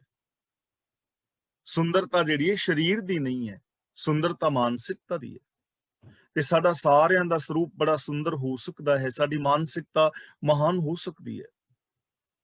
ਧਨ ਸੇਵਾ ਸੇਵਕ ਪ੍ਰਵਾਨ, ਰੱਬ ਦੀ ਸੇਵਾ ਜਿਹੜੀ ਹੈ ਨਾ, ਉਹ ਧਨਤਾ ਯੋਗ ਹੈ, ਉਹਦੀ ਸੇਵਾ ਮੁਬਾਰਕ ਹੈ। ਸੇਵਕ ਪ੍ਰਵਾਨ, ਤੇ ਜਿਹੜਾ ਸੇਵਕ ਹੈ ਰੱਬ ਦੇ ਦਰ ਤੇ ਪ੍ਰਵਾਨ ਹੈ। ਜਿਹੜਾ ਸੇਵਕ ਹੈ ਨਾ ਰੱਬ ਦਾ, ਉਹ ਰੱਬ ਦੇ ਦਰ ਤੇ ਪ੍ਰਵਾਨ ਹੋ ਜਾਂਦਾ ਹੈ। ਤੇ ਜਿਹੜਾ ਸੇਵਕ ਰੱਬ ਦੇ ਦਰ ਤੇ ਪ੍ਰਵਾਨ ਹੋ ਗਿਆ, ਉਹਦੀ ਸੇਵਾ ਮੁਬਾਰਕ ਹੈ। ਸੇਵਾ ਕੀਤੀ ਸਫਲ ਹੈ ਨਾ, ਸਾ ਸੇਵਾ ਕੀਤੀ ਸਫਲ ਹੈ, ਜਿਤ ਸਤਿਗੁਰ ਕਾ ਮਨ ਮੰਨੈ, ਜਾਂ ਸਤਿਗੁਰ ਕਾ ਮਨ ਮੰਨਿਆ ਤਾਂ ਪਾਪ ਕਸਮਲ ਭੰਨੇ। ਉਪਦੇਸ਼ ਚ ਦਿੱਤਾ ਸਤਿਗੁਰੂ, ਸੋ ਸੁਣਿਆ ਸਿੱਖੀ ਕੰਨੈ। ਜਿਹੜਾ ਉਪਦੇਸ਼ ਗੁਰੂ ਨੇ ਦਿੱਤਾ ਹੈ, ਜਦੋਂ ਸਿੱਖ ਉਹਨੂੰ ਕੰਨਾਂ ਦੇ ਨਾਲ ਸੁਣਦਾ ਹੈ ਔਰ ਗੁਰੂ ਦੇ ਉਪਦੇਸ਼ ਨੂੰ ਮੰਨਦਾ ਹੈ, ਅਮਲ ਵਿੱਚ ਲਿਆਉਂਦਾ ਹੈ, ਤਾਂ ਉਹ ਸੇਵਕ ਦੇ ਸਾਰੇ ਪਾਪ ਖਤਮ ਹੋ ਜਾਂਦੇ ਨੇ। ਉਹ ਸੇਵਕ ਮਹਾਨ ਹੋ ਜਾਂਦਾ ਹੈ, ਉਹ ਸੇਵਕ ਦਰ ਤੇ ਪ੍ਰਵਾਨ ਹੋ ਜਾਂਦਾ ਹੈ। ਧੰਨ ਗੁਰੂ ਅੰਗਦ ਦੇਵ ਜੀ ਗੁਰੂ ਚਰਨਾਂ ਵਿੱਚ ਆਉਣ ਤੋਂ ਪਹਿਲਾਂ ਦੇਵੀ ਦੇ ਪੁਜਾਰੀ ਨੇ, ਲੇਕਿਨ ਗੁਰੂ ਦੇ ਚਰਨਾਂ ਤੇ ਆਣ ਕੇ ਜਦੋਂ ਉਹਨਾਂ ਨੇ ਮਨਮਤ ਤਿਆਗ ਦਿੱਤੀ, ਗੁਰੂ ਦੀ ਸੇਵਾ ਕੀਤੀ, ਸੇਵਕ ਪ੍ਰਵਾਨ ਹੋ ਗਿਆ ਨਾ, ਤੇ ਉਹ ਹੁਣ ਅੱਜ ਭਾਈ ਲਹਿਣਾ ਨਹੀਂ ਰਹੇ, ਗੁਰੂ ਅੰਗਦ ਦੇਵ ਹੋ ਗਏ। ਗੁਰੂ ਅਮਰਦਾਸ ਜੀ ਕਿੰਨੀ ਉਮਰ ਦੇ ਵਿੱਚ ਦੇਖੋ ਆਏ ਨੇ ਗੁਰੂ ਚਰਨਾਂ ਵਿੱਚ। ਉਸ ਤੋਂ ਪਹਿਲਾਂ ਤੀਰਥਾਂ ਤੇ ਨਹਾਣਾ ਕਰਮਕਾਂਡ ਹੀ ਕਰਦੇ ਸਨ, ਪਰ ਜਦੋਂ ਗੁਰੂ ਦੇ ਚਰਨਾਂ ਵਿੱਚ ਆਏ, ਆਪਣੀ ਮਤ ਮਨ ਦੀ ਤਿਆਗ ਦਿੱਤੀ, ਗੁਰੂ ਦੀ ਮਤ ਦੇ ਧਾਰਨੀ ਹੋ ਗਏ, ਗੁਰੂ ਦੇ ਦੱਸੇ ਰਾਹਾਂ ਤੇ ਤੁਰ ਗਏ, ਸੇਵਾ ਪ੍ਰਵਾਨ ਹੋ ਗਈ ਨਾ। ਗੁਰੂ ਅਮਰਦਾਸ ਜਿਹਨੂੰ ਲੋਕ ਕਹਿੰਦੇ ਸਨ ਵੀ ਕੁੜਮਾਂ ਦੇ ਦਰ ਤੇ ਆਣ ਕੇ ਤੇ ਟੋਕਰੀ ਢੋਂਦਾ ਫਿਰਦਾ, ਪਾਣੀ ਭਰਦਾ ਫਿਰਦਾ, ਭਾਂਡੇ ਮਾਂਜਦਾ ਫਿਰਦਾ, ਉਹ ਗੁਰੂ ਅਮਰਦਾਸ ਬਣ ਗਏ। ਕੌਣ ਬਣ ਗਏ? ਨਿਮਾਣਿਆਂ ਦੇ ਮਾਣ, ਨਿਤਾਣਿਆਂ ਦੇ ਤਾਣ, ਨਿਉਟਿਆਂ ਦੀ ਓਟ, ਨਿਗੱਤਿਆਂ ਦੀ ਗੱਤ, ਨਿਪੱਤਿਆਂ ਦੀ ਪੱਤ, ਨਿਤਿਰਿਆਂ ਦੀ ਥਿਰ, ਨਚੀਜਿਆਂ ਨੂੰ ਚੀਜ਼ ਕਰਨ ਵਾਲੇ, ਸਤ ਵਸਤੂ ਦੇ ਵਕਤਾ, ਤਤ ਵਸਤੂ ਦੇ ਦਾਤਾ ਹੋ ਨਿਬੜੇ ਨਾ। ਸੇਵਕ ਪ੍ਰਵਾਨ ਹੋ ਜਾਂਦਾ ਹੈ, ਉਹਦੀ ਸੇਵਾ ਧਨਤਾ ਯੋਗ ਹੈ, ਜਿਹੜਾ ਪ੍ਰਵਾਨ ਹੋ ਜਾਏ। ਤੇ ਜੇ ਪ੍ਰਵਾਨ ਨਹੀਂ ਹੋਇਆ ਤੇ ਇਹਦਾ ਮਤਲਬ ਸੇਵਾ ਜਿਹੜੀ ਹੈ ਨਾ, ਉਹਦੇ ਵਿੱਚ ਕਮੀ ਹੈ ਕਿਤੇ, ਮਤ ਥੋੜੀ ਸੇਵ ਗਵਾਈ ਹੈ। ਕਈ ਲੋਕ ਸੇਵਾ ਕਰਦੇ ਨੇ, ਪਰ ਹੋਛੀ ਮਤ ਦੇ ਨਾਲ ਕੀਤਿਆਂ ਹੋਇਆ ਸੇਵਾ ਵੀ ਗਵਾਚ ਦਿੰਦੀ ਹੈ। ਆਪਾਂ ਪਿੱਛੇ ਕਹਾਣੀ ਸੁਣਾਈ ਸੀ ਨਾ ਮੈਂ ਤੁਹਾਨੂੰ, ਮਾਤਾ ਨੇ ਅਰਦਾਸ ਕੀਤੀ ਵੀ ਬਾਬਾ ਮੇਰੇ ਵੱਲ ਪੋਤਰਾ ਹੋਏ ਤੇ ਮੈਂ ਸੇਵਾ ਸੰਗਤਾਂ ਦੀ ਕਰਾਂ, ਤੇ ਪੋਤਰੇ ਨੇ ਜਨਮ ਲਿਆ ਪੋਹ ਦੇ ਦਿਨਾਂ 'ਚ, ਤੇ ਮਾਤਾ ਹੁਣ ਸੇਵਾ ਕਰਨ ਆਈ, ਬਾਹਰ ਪਾਲਾ ਪੈਣ ਡਿਆ, ਕੱਕਰ ਜੰਮਿਆ, ਲੋਕ ਠਰੂ ਠਰੂ ਕਰਦੇ ਨੇ, ਤੇ ਬੇਬੇ ਨੇ ਵੱਡਾ ਸਾਰਾ ਪੱਖਾ ਲੈ ਕੇ, ਤੇ ਪੱਖਾ ਚੱਲਦੀ ਹੈ, ਸੰਗਤਾਂ ਨੂੰ ਚੱਲਦੇ ਸਨ ਨਾ ਪੱਖਾ ਤੇ, ਤੇ ਬੀਬੀਆਂ ਤੇ ਵੀਰ ਆਖਣ ਲੱਗੇ ਬੇਬੇ ਇੰਨੀ ਸਰਦੀ, ਲੋਕ ਠਰੂ ਠਰੂ ਕਰਦੇ ਨੇ, ਸਾਨੂੰ ਜ਼ੁਕਾਮ ਕਰਨਾ ਹੀ। ਤੇ ਮਾਤਾ ਆਂਦੀ ਤੁਹਾਨੂੰ ਜ਼ੁਕਾਮ ਹੋਵੇ, ਸਰਸਾਮ ਹੋਵੇ, ਜੋ ਮਰਜੀ, ਮੈਂ ਤੇ ਸੇਵਾ ਸੁਖੀ, ਮੈਂ ਤੇ ਸੇਵਾ ਕਰਨੀ ਆ। ਹੁਣ ਇਹ ਸੇਵਾ ਥੋੜਾ ਹੈ, ਪੱਖੇ ਦੀ ਸੇਵਾ ਤੇ ਗਰਮੀਆਂ 'ਚ ਹੋ ਸਕਦੀ ਹੈ ਨਾ। ਹੋਛੀ ਮਤ ਦੇ ਨਾਲ ਕੀਤੀ ਸੇਵਾ ਵੀ ਗਵਾਚ ਜਾਂਦੀ ਹੈ। ਇਸ ਲਈ ਸੇਵਾ ਉਹ ਜਿਹੜਾ ਸੇਵਕ ਦਰ ਤੇ ਪ੍ਰਵਾਨ ਹੋ ਜਾਏ। ਤੇ ਸੇਵਕ ਪ੍ਰਵਾਨ ਕਿਹੜਾ ਹੈ? ਜਿਹਦੇ ਵਿੱਚ ਗੁਣ ਨੇ, ਅਸੀਂ 8-9 ਗੁਣਾਂ ਦੀ ਵਿਚਾਰ ਕੀਤੀ ਹੈ ਨਾ ਪਿੱਛੇ। ਸੇਵ ਕੀਤੀ ਸੰਤੋਖੀ, ਜਿਹਨੇ ਸੱਚੋ ਸੱਚ ਧਿਆਇਆ, ਉਹ ਨਿਮੰਦੇ ਪੈਰ ਨਾ ਰੱਖਿਓ। ਤੇ ਇਸ ਪੌੜੀ ਦੇ ਅੰਤ ਵਿੱਚ ਕਹਿੰਦੇ ਨੇ ਵਡਿਆਈ ਵੱਡਾ ਪਾਇਆ। ਗੁਰੂ ਜੀ ਕਹਿੰਦੇ ਨੇ ਪ੍ਰਭੂ ਦਾ ਸੇਵਕ ਰੱਬ ਦੇ ਦਰ ਤੇ ਪ੍ਰਵਾਨ ਹੋ ਜਾਂਦਾ ਹੈ। ਧਨਤਾ ਯੋਗ ਹੈ ਉਸ ਮਨੁੱਖ ਦੀ ਸੇਵਾ ਜੋ ਗੁਰੂ ਦੇ ਦੱਸੇ ਰਾਹਾਂ ਤੇ ਤੁਰਦਾ ਹੈ। ਹੁਣ ਦੇਖੋ ਅਸੀਂ ਕਿਵੇਂ ਪ੍ਰਵਾਨ ਹੋ ਸਕਦੇ ਹਾਂ ਨਾ ਗੁਰੂ ਦੇ ਦਰ ਤੇ, ਪਰ ਅਸੀਂ ਸੇਵਾ ਨੂੰ ਸੀਮਤ ਕਰ ਲਿਆ। ਗੁਰਦੁਆਰਾ ਸਾਹਿਬ ਭਾਂਡੇ ਮਾਂਜਣੇ, ਲੰਗਰ ਪਕਾਣਾ ਛਕਾਣਾ, ਸਿਰਫ ਅਸੀਂ ਸੇਵਾ ਨੂੰ ਇੱਥੇ ਕੈਦ ਕਰ ਲਿਆ। ਸੇਵਾ ਇੱਥੇ ਖਤਮ ਨਹੀਂ ਹੁੰਦੀ। ਗੁਰਦੁਆਰਾ ਸਾਹਿਬ ਜਾ ਕੇ ਅਸੀਂ ਸੇਵਾ ਸਿੱਖਣੀ ਹੈ। ਸਾਡਾ ਸਕੂਲ ਹੈ ਗੁਰਦੁਆਰਾ, ਸਤਸੰਗਤ ਸਤਿਗੁਰ ਚਟਸਾਲ ਹੈ, ਪਰ ਸਿੱਖ ਦੀ ਸੇਵਾ ਦਾ ਦਾਇਰਾ ਪੂਰਾ ਸੰਸਾਰ ਹੈ। ਸਹਿਯੋਗ ਕਰਨਾ ਨਿਸ਼ਕਾਮ ਭਾਵਨਾ ਦੇ ਨਾਲ, ਤਾਂ ਉਹ ਇਨਸਾਨ ਜੋ ਗੁਰਮਤ ਆਸ਼ੇ ਅਨੁਸਾਰ ਜ਼ਿੰਦਗੀ ਜਿੰਦਾ ਹੈ, ਉਹ ਰੱਬ ਦੇ ਦਰ ਤੇ ਪ੍ਰਵਾਨ ਹੋ ਜਾਂਦਾ ਹੈ, ਉਹਦੀ ਸੇਵਾ ਪ੍ਰਵਾਨ ਹੋ ਜਾਂਦੀ ਹੈ। ਅੰਤਰਜਾਮੀ ਪੁਰਖ ਪ੍ਰਧਾਨ, ਪੁਰਖ ਦਾ ਮਤਲਬ ਰਮਿਆ ਹੋਇਆ, ਪ੍ਰਧਾਨ ਦਾ ਮਤਲਬ ਵੱਡਾ ਆਗੂ, ਅੰਤਰਜਾਮੀ ਦਾ ਮਤਲਬ ਦਿਲਾਂ ਦੀ ਜਾਣਨ ਵਾਲਾ, ਅਕਾਲ ਪੁਰਖ ਪ੍ਰਭੂ ਹਰ ਇੱਕ ਦੇ ਦਿਲ ਦੀ ਜਾਣਨ ਵਾਲਾ ਹੈ, ਰਮਿਆ ਹੋਇਆ ਹੈ ਔਰ ਵੱਡਾ ਹੈ। ਹੁਣ ਅਸੀਂ ਸੇਵਾ ਦੱਸਣੀ ਚਾਹੁੰਦੇ ਹਾਂ ਕਿ ਮੈਂ ਇਹ ਸੇਵਾ ਕੀਤੀ। ਰੱਬ ਨੂੰ ਦੱਸਣ ਦੀ ਲੋੜ ਨਹੀਂ, ਉਹ ਅੰਤਰਜਾਮੀ ਹੈ, ਉਹਨੂੰ ਪਤਾ ਹੈ ਤੁਸੀਂ ਕੀ ਕੀਤਾ। ਜੇ 1.25 ਪਾਉਂਡ ਦਿੱਤਾ ਹੈ ਨਾ ਕਿਤੇ, ਕੋਈ 5-10 ਪਾਉਂਡ ਗੁਰਦੁਆਰੇ ਗੋਲਕ ਵਿੱਚ ਪਾਏ ਨੇ, ਤੇ ਉਹਨੂੰ ਪਤਾ ਹੈ। ਤੇ ਜਿਹੜਾ ਤੁਸੀਂ 10,000 ਪਾਉਂਡ ਛੋਟੇ ਭਰਾ ਦਾ ਮਾਰਿਆ, ਉਹਨੂੰ ਵੀ ਪਤਾ ਹੈ, ਕਿਉਂਕਿ ਅੰਤਰਜਾਮੀ ਹੈ ਨਾ। ਜਿਹੜੀ ਤੁਸੀਂ ਕਿਸੇ ਦੀ ਸਿਫਤ ਕੀਤੀ ਹੈ ਨਾ ਕਿ ਤੂੰ ਬੜਾ ਚੰਗਾ ਬੰਦਾ ਹੈ, ਕੋਈ ਭੈਣਾ ਸਬਜ਼ੀ ਭਾਜੀ ਅੱਜ ਬਹੁਤ ਵਧੀਆ ਬਣਾਈ ਹੈ, ਸਿਫਤ ਕੀਤੀ ਹੈ ਨਾ, ਉਹਨੂੰ ਰੱਬ ਨੂੰ ਪਤਾ ਹੈ। ਤੇ ਜਿਹੜੀ ਇਸ ਭੈਣ ਦੀ ਜਾਂ ਭਰਾ ਦੀ ਬਾਅਦ ਵਿੱਚ ਮਿੱਟੀ ਪਲੀਤ ਕਰਦੇ, ਉਹਦਾ ਵੀ ਪਤਾ ਹੈ ਉਹਨੂੰ। ਅੰਤਰਜਾਮੀ ਹੈ ਨਾ। ਤੇ ਪੁਰਖ ਦਾ ਮਤਲਬ ਰਮਿਆ ਹੋਇਆ ਹਰ ਥਾਂ ਤੇ। ਜੇ ਇਹ ਚੀਜ਼ਾਂ ਸਮਝ ਆ ਜਾਣ ਨਾ, ਸਾਡੀ ਜ਼ਿੰਦਗੀ ਬਦਲ ਜਾਏਗੀ। ਜਦੋਂ ਅੰਤਰਜਾਮੀ ਹੈ ਤਾਂ ਇਹਦਾ ਮਤਲਬ ਮੈਂ ਅੰਦਰੋਂ ਬਾਹਰੋਂ ਫਿਰ ਇੱਕ ਹੋਵਾਂਗਾ ਨਾ। ਮੈਂ ਅੰਦਰੋਂ ਹੋਰ ਹੋ ਕੇ ਤੇ ਬਾਹਰੋਂ ਹੋਰ ਹੋ ਕੇ ਰੱਬ ਨੂੰ ਧੋਖਾ ਨਹੀਂ ਦੇ ਸਕਦਾ। ਦੂਜੇ ਨੰਬਰ ਤੇ ਉਹ ਹਰ ਥਾਂ ਤੇ ਹੈ। ਜਿੱਥੇ ਅਸੀਂ ਅਰਦਾਸ ਕਰਦੇ ਆ ਨਾ ਕਿ ਰੱਬਾ ਸਾਨੂੰ ਤੰਦਰੁਸਤੀ ਬਖਸ਼ ਜਾਂ ਨਾਮਦਾਨ ਦਾ ਜੋ ਵੀ ਅਸੀਂ ਮੰਗਦੇ ਆ, ਤੇ ਅਸੀਂ ਸਮਝਦੇ ਆ ਵੀ ਰੱਬ ਇੱਥੇ ਹੈ, ਤੇ ਹੁੰਦਾ ਹੈ, ਇਹਦੇ 'ਚ ਕੋਈ ਦੋ ਰਾਏ ਨਹੀਂ ਹੁੰਦਾ। ਜਦੋਂ ਅਸੀਂ ਅਰਦਾਸ ਕਰਦੇ ਆ, ਸਮਝਦੇ ਆ ਰੱਬ ਸਾਡੇ ਨੇੜੇ ਹੈ, ਪਰ ਮੈਂ ਬੇਨਤੀ ਕਰਾਂ, ਜਦੋਂ ਅਸੀਂ ਚੋਰੀ ਕਰਨੇ ਆ, ਈਰਖਾ ਕਰਦੇ ਆ, ਉਦੋਂ ਵੀ ਉਹ ਨੇੜੇ ਹੁੰਦਾ ਹੈ, ਉਦੋਂ ਵੀ ਨੇੜੇ ਹੁੰਦਾ ਹੈ, ਉਹ ਉਦੋਂ ਦੂਰ ਨਹੀਂ ਗਿਆ ਹੁੰਦਾ। ਪੁਰਖ ਦਾ ਮਤਲਬ ਹੀ, ਜੇ ਇਹਨਾਂ ਚੀਜ਼ਾਂ ਨੂੰ ਬੰਦਾ ਸਮਝ ਕੇ ਜ਼ਿੰਦਗੀ ਜੀਵੇ ਤਾਂ ਜੀਵਨ ਬਦਲ ਜਾਏਗਾ। ਤਾਂ ਉਹ ਪ੍ਰਭੂ ਅੰਤਰਜਾਮੀ ਹੈ, ਉਹਨੂੰ ਧੋਖਾ ਨਹੀਂ ਦਿੱਤਾ ਜਾ ਸਕਦਾ, ਰਮਿਆ ਹੋਇਆ ਹੈ, ਸਭ ਤੋਂ ਵੱਡਾ ਹੈ, ਉਹਦੇ ਤੋਂ ਵੱਡਾ ਹੋਰ ਕੋਈ ਨਹੀਂ ਹੈ, ਉਹਦੇ ਚਰਨਾਂ ਵਿੱਚ ਹੀ ਰਹਿਣਾ ਹੈ। ਜਿਸ ਮਨ ਬਸੈ, ਇਹਨੂੰ ਬਸੇ ਨਹੀਂ ਪੜਨਾ, ਬਸੈ, ਜਿਸ ਮਨ ਬਸੈ ਸੋ ਹੋਤ ਨਿਹਾਲ। ਨਿਹਾਲ ਦਾ ਮਤਲਬ ਖਿੜ ਆਉਣਾ, ਚੜ੍ਹਦੀ ਕਲਾ ਵਿੱਚ ਖੁਸ਼ ਹੋ ਜਾਣਾ, ਪ੍ਰਸੰਨ ਹੋ ਜਾਣਾ। ਜਿਸ ਮਨੁੱਖ ਦੇ ਹਿਰਦੇ ਵਿੱਚ ਪ੍ਰਭੂ ਵਸਦਾ ਹੈ ਨਾ, ਉਹ ਨਿਹਾਲ ਹੋ ਜਾਂਦਾ, ਉਹਦਾ ਹਿਰਦਾ ਫੁੱਲ ਦੀ ਤਰ੍ਹਾਂ ਖੇੜ ਜਾਂਦਾ ਹੈ, ਉਹਦੇ ਅੰਦਰ ਖੇੜਾ ਆ ਜਾਂਦਾ। ਨਾਨਕ ਭਗਤਾਂ ਸਦਾ ਵਿਗਾਸ, ਜੋ ਰੱਬ ਦੇ ਪਿਆਰੇ ਨੇ, ਰੱਬੀ ਰਜ਼ਾ ਵਿੱਚ ਤੁਰਨ ਵਾਲੇ, ਉਹਨਾਂ ਦੀ ਜ਼ਿੰਦਗੀ ਦੇ ਅੰਦਰ ਸਦਾ ਵਿਗਾਸਤਾ ਹੈ, ਉਹਨਾਂ ਦੇ ਜੀਵਨ ਵਿੱਚ ਹਮੇਸ਼ਾ ਖੇੜਾ ਹੈ, ਪ੍ਰਸੰਨਤਾ ਹੈ, ਆਨੰਦ ਮੰਗਲ ਹੈ। ਜਿਹਦੇ ਹਿਰਦੇ ਵਿੱਚ, ਹਿਰਦੇ ਦਾ ਮਤਲਬ ਮੈਂਟੈਲਿਟੀ, ਮਾਨਸਿਕਤਾ, ਸੋਚ, ਜਿਹਦੇ ਹਿਰਦੇ ਵਿੱਚ ਰੱਬ ਵਸ ਜਾਂਦਾ ਹੈ, ਉਹ ਨਿਹਾਲ ਹੋ ਜਾਂਦਾ ਹੈ, ਉਹਦੇ ਜੀਵਨ ਵਿੱਚ ਖੇੜਾ ਆ ਜਾਂਦਾ ਹੈ। ਤੇ ਰੱਬ ਵਸਣ ਦਾ ਮਤਲਬ ਕੀ ਹੈ ਜੀ? ਰੱਬ ਦੇ ਗੁਣਾਂ ਦਾ ਵਸ ਜਾਣਾ। ਜਿਹਦੀ ਸੋਚ ਦੇ ਅੰਦਰ ਰੱਬ ਦੇ ਗੁਣ ਵਸ ਜਾਂਦੇ ਨੇ, ਉਹ ਇਨਸਾਨ ਦੀ ਜ਼ਿੰਦਗੀ ਵਿੱਚ ਖੇੜਾ ਆ ਜਾਂਦਾ ਹੈ, ਖੁਸ਼ੀਆਂ ਆ ਜਾਂਦੀਆਂ ਨੇ, ਉਹ ਨਿਹਾਲ ਹੋ ਜਾਂਦਾ ਹੈ। ਤਾਕੈ ਨਿਕਟ ਨਾ ਆਵਤ ਕਾਲ, ਤਾਕੈ ਨਿਕਟ, ਇੱਥੇ ਵਿਸ਼ਰਾਮ ਲਾਵਾਂਗੇ। ਤਾਕੈ ਨਿਕਟ ਨਾ ਆਵਤ ਕਾਲ, ਕਾਲ ਦਾ ਮਤਲਬ ਮੌਤ। ਉਸ ਬੰਦੇ ਦੇ ਨੇੜੇ ਆਤਮਕ ਮੌਤ ਨਹੀਂ ਆਉਂਦੀ, ਉਸ ਬੰਦੇ ਦੇ ਨਜ਼ਦੀਕ ਆਤਮਕ ਮੌਤ ਨਹੀਂ ਹੁੰਦੀ, ਉਹ ਆਤਮਕ ਮੌਤ ਤੇ ਨਹੀਂ ਮਰਦਾ। ਤੇ ਇਸ ਬਾਰੇ ਅਸੀਂ ਖੁੱਲੀ ਵਿਚਾਰ ਪਹਿਲਾਂ ਕਈ ਵਾਰ ਕਰ ਚੁੱਕੇ ਹਾਂ ਕਿ ਆਤਮਕ ਮੌਤ ਕੀ ਹੈ? ਇਨਸਾਨੀਅਤ ਦਾ ਮਰ ਜਾਣਾ।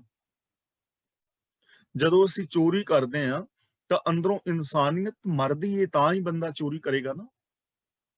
ਜਦੋਂ ਅਸੀਂ ਈਰਖਾ ਕਰਕੇ, ਕਿਸੇ ਦੀ ਚੁਗਲੀ ਕਰਕੇ, ਨਿੰਦਾ ਕਰਕੇ, ਅਫਵਾਹਾਂ ਫੈਲਾ ਕੇ ਕਿਸੇ ਨੂੰ ਦੁਖੀ ਕਰਦੇ ਹਾਂ, ਤਾਂ ਉਦੋਂ ਅਸਲ ਦੇ ਅੰਦਰ ਬੰਦੇ ਦੀ ਜ਼ਮੀਰ ਮਰ ਗਈ ਹੁੰਦੀ ਹੈ, ਉਹਦੀ ਆਤਮਕ ਮੌਤ ਹੋ ਗਈ ਹੁੰਦੀ ਹੈ, ਉਹਦੇ ਅੰਦਰੋਂ ਇਨਸਾਨੀਅਤ ਗਵਾਚ ਚੁੱਕੀ ਹੁੰਦੀ ਹੈ। ਤਾਂ ਗੁਰੂ ਪਾਤਸ਼ਾਹ ਜੀ ਕਹਿੰਦੇ ਨੇ, ਜਿਸ ਮਨੁੱਖ ਦੇ ਹਿਰਦੇ ਦੇ ਅੰਦਰ ਪ੍ਰਭੂ ਵਸ ਜਾਂਦਾ ਨਾ, ਉਸ ਬੰਦੇ ਦੇ ਨਜ਼ਦੀਕ ਫਿਰ ਆਤਮਕ ਮੌਤ ਨਹੀਂ ਆਉਂਦੀ, ਉਹਦੇ ਅੰਦਰੋਂ ਇਨਸਾਨੀਅਤ ਕਦੇ ਵੀ ਨਹੀਂ ਮਰਦੀ।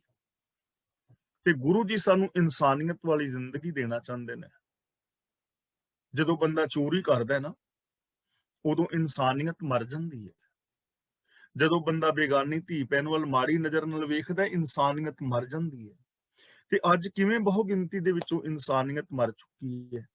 ਕਿਤੇ ਈਰਖਾ, ਦਵੈਸ਼, ਵੈਰ ਵਿਰੋਧ, ਲੜਾਈਆਂ, ਦੰਗੇ, ਧਰਮ ਦੇ ਨਾਮ ਦੇ ਉੱਤੇ, ਸਾਰਾ ਕੁਝ ਉਹ ਹੀ ਹੈ ਨਾ ਜਿਹੜੇ ਆਤਮਿਕ ਮੌਤ ਤੇ ਮਰ ਗਏ ਨੇ। ਤਾਂ ਉਹ ਬੰਦਾ ਆਤਮਿਕ ਮੌਤ ਤੇ ਨਹੀਂ ਮਰਦਾ।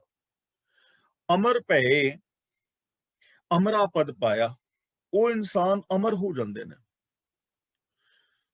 ਔਰ ਉਹ ਅਮਰਾ ਪਦ ਪਾ ਲੈਂਦੇ ਨੇ, ਅਮਰ ਸਦਾ ਕਾਇਮ ਰਹਿਣ ਵਾਲਾ ਦਰਜਾ ਹਾਸਲ ਕਰ ਲੈਂਦੇ ਨੇ। ਅਮਰ ਭੈ ਦਾ ਮਤਲਬ ਇਹ ਨਹੀਂ ਕਿ ਉਹ ਸਰੀਰ ਕਰਕੇ ਨਹੀਂ ਮਰਦੇ, ਦੇਖੋ ਸਰੀਰ ਕਰਕੇ ਸਾਰਿਆਂ ਨੇ ਮਰ ਜਾਣਾ ਹੈ, 4 ਦਿਨ ਅੱਗੇ ਪਿੱਛੇ।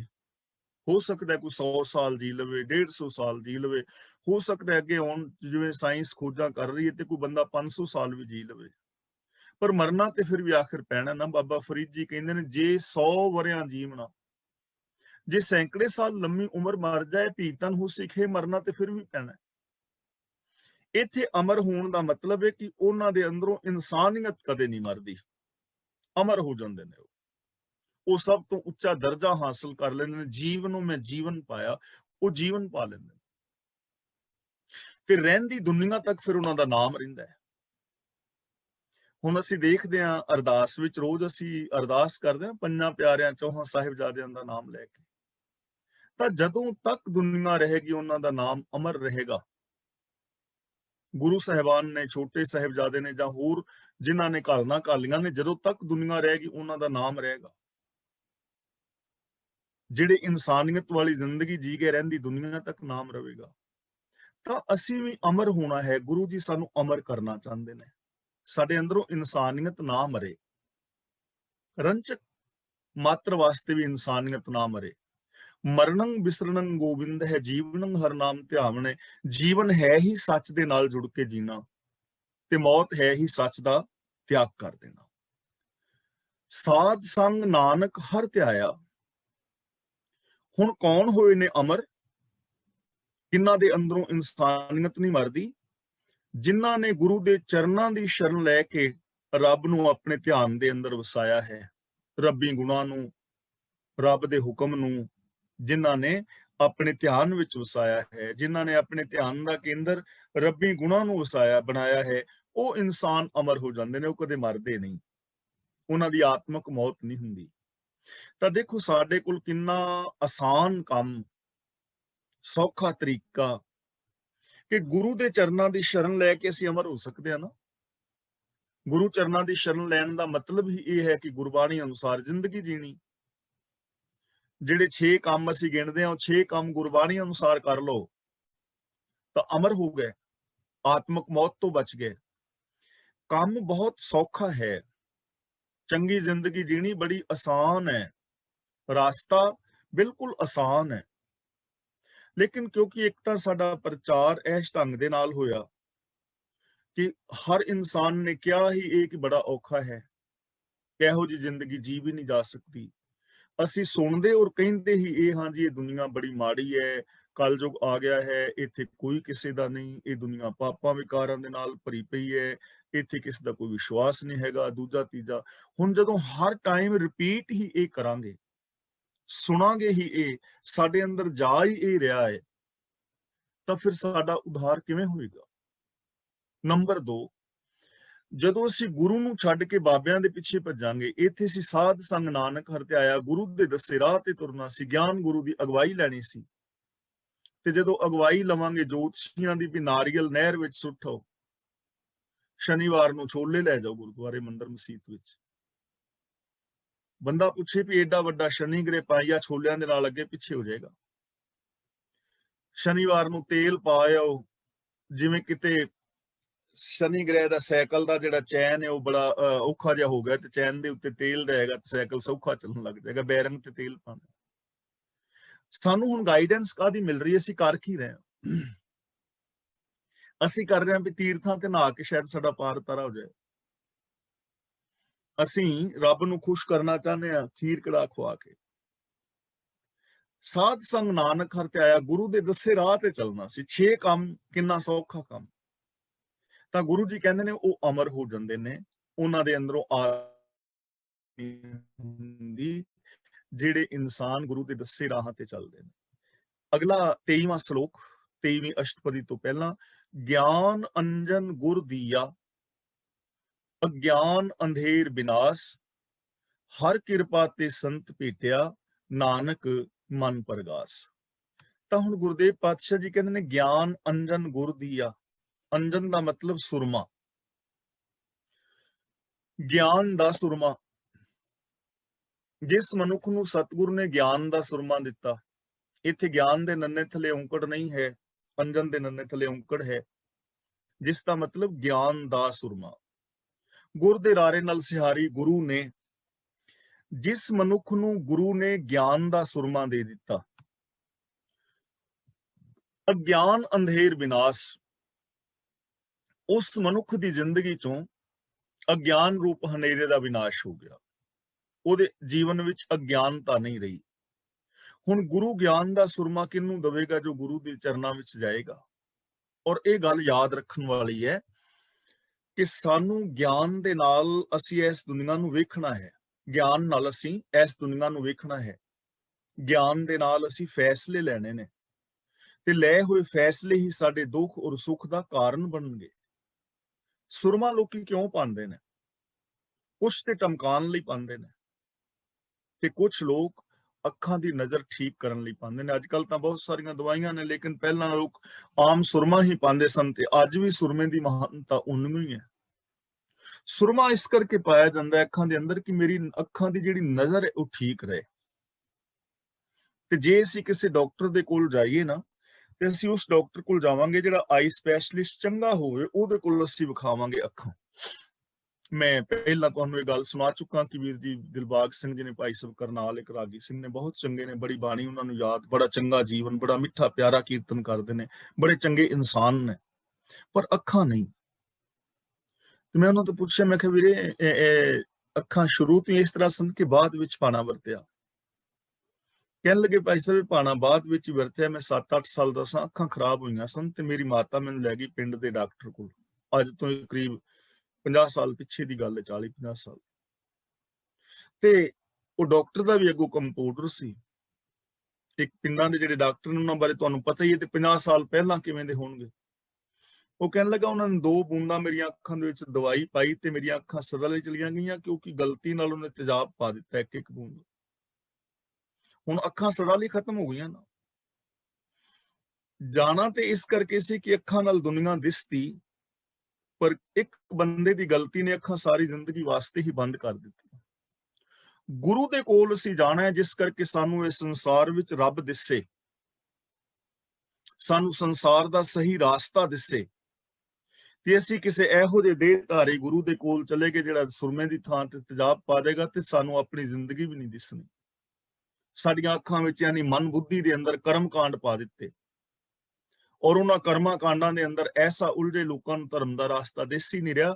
ਧਰਮ ਦੇ ਨਾਮ ਦੇ ਉੱਤੇ ਕਤਲਾਮ ਹੋ ਰਿਹਾ ਹੈ, ਧਰਮ ਦੇ ਨਾਮ ਤੇ ਖੂਨ ਵਹਾਇਆ ਜਾ ਰਿਹਾ, ਭਰਾ ਭਰਾਵਾਂ ਦਾ ਕਤਲ ਕਰ ਰਹੇ ਨੇ, ਭਰਾ ਭਰਾਵਾਂ ਦੀਆਂ ਪੱਗਾਂ ਲਾ ਰਹੇ ਨੇ।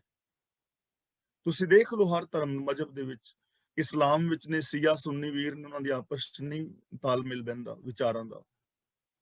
ਈਸਾਈ ਨੇ ਪ੍ਰੋਟੈਸਟੈਂਟੀ ਔਰ ਕੈਥੋਲਿਕ, ਇਹਨਾਂ ਦਾ ਵਿਚਾਰਕ ਮਤਭੇਦ ਹੈ। ਜੈਨੀਆਂ ਬੋਧੀਆਂ ਵਿੱਚ ਵੀ ਹਾਲ ਹੈ, ਤੇ ਸਿੱਖਾਂ ਦਾ ਤੇ ਤੋਬਾ ਮੇਰੇ ਖੁਦਾ, ਤੁਹਾਨੂੰ ਪਤਾ ਹੀ ਸਾਰਾ। ਤਾਂ ਗੁਰੂ ਤੋਂ ਲੈਣੀ ਸੀ ਅਗਵਾਈ, ਗਿਆਨ ਅੰਜਨ ਗੁਰ ਦੀਆ।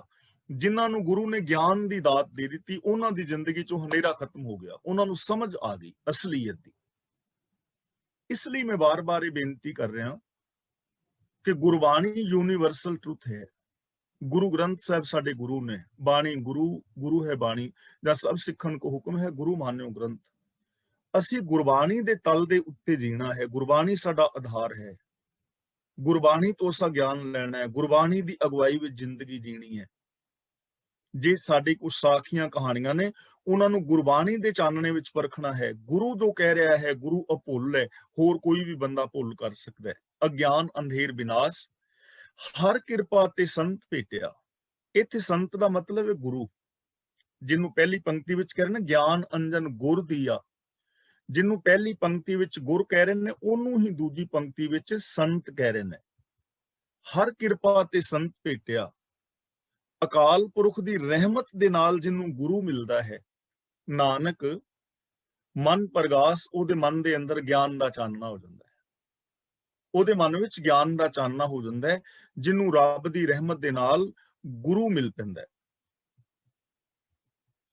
ਤੇ ਜਿਨ੍ਹਾਂ ਨੂੰ ਗੁਰੂ ਮਿਲ ਪਿਆ, ਜਿਨ੍ਹਾਂ ਨੇ ਗੁਰੂ ਤੋਂ ਗਿਆਨ ਦੀ ਦਾਤ ਲਈ, ਗੁਰਮਤਿ ਆਸ਼ੇ ਅਨੁਸਾਰ ਜ਼ਿੰਦਗੀ ਜੀਵੀ, ਹੁਣ ਗੁਰੂ ਜੀ ਕਹਿੰਦੇ ਨੇ ਸੰਤ ਸੰਗ ਅੰਤਰ ਪ੍ਰਭ ਡੀਠਾ।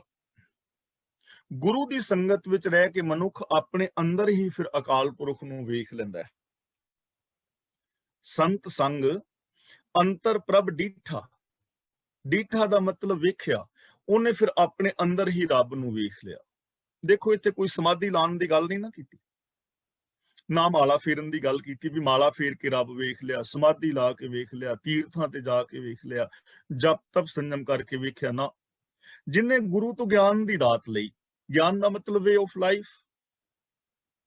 ਉਹਦੇ ਅੰਦਰ ਚਾਨਣਾ ਹੋ ਗਿਆ, ਉਹਨੂੰ ਅਸਲੀਅਤ ਦਾ ਪਤਾ ਲੱਗ ਗਿਆ ਕਿ ਠੀਕ ਕੀ ਇਹ ਗਲਤ ਕੀ, ਇਹ ਧਰਮ ਕੀ ਅਧਰਮ ਕੀ, ਆਤਮ ਕੀ ਅਨਾਤਮ ਕੀ, ਪੁੰਨ ਕੀ ਪਾਪ ਕੀ, ਹਾਨੀ ਕੀ ਲਾਭ ਕੀ, ਉਹਨੂੰ ਪਤਾ ਲੱਗ ਗਿਆ ਨਾ, ਅਸਲੀਅਤ ਦਾ ਪਤਾ ਲੱਗ ਗਿਆ। ਫਿਰ ਉਹਨੇ ਆਪਣੇ ਹੀ ਅੰਦਰ ਰੱਬ ਨੂੰ ਵੇਖ ਲਿਆ ਕਿ ਮੈਂ ਰੱਬ ਤੋਂ ਵੱਖਰਾ ਨਹੀਂ ਹਾਂ, ਤੋਹੀ ਮੋਹੀ ਮੋਹੀ ਤੋਹੀ ਅੰਤਰ ਕੈਸਾ।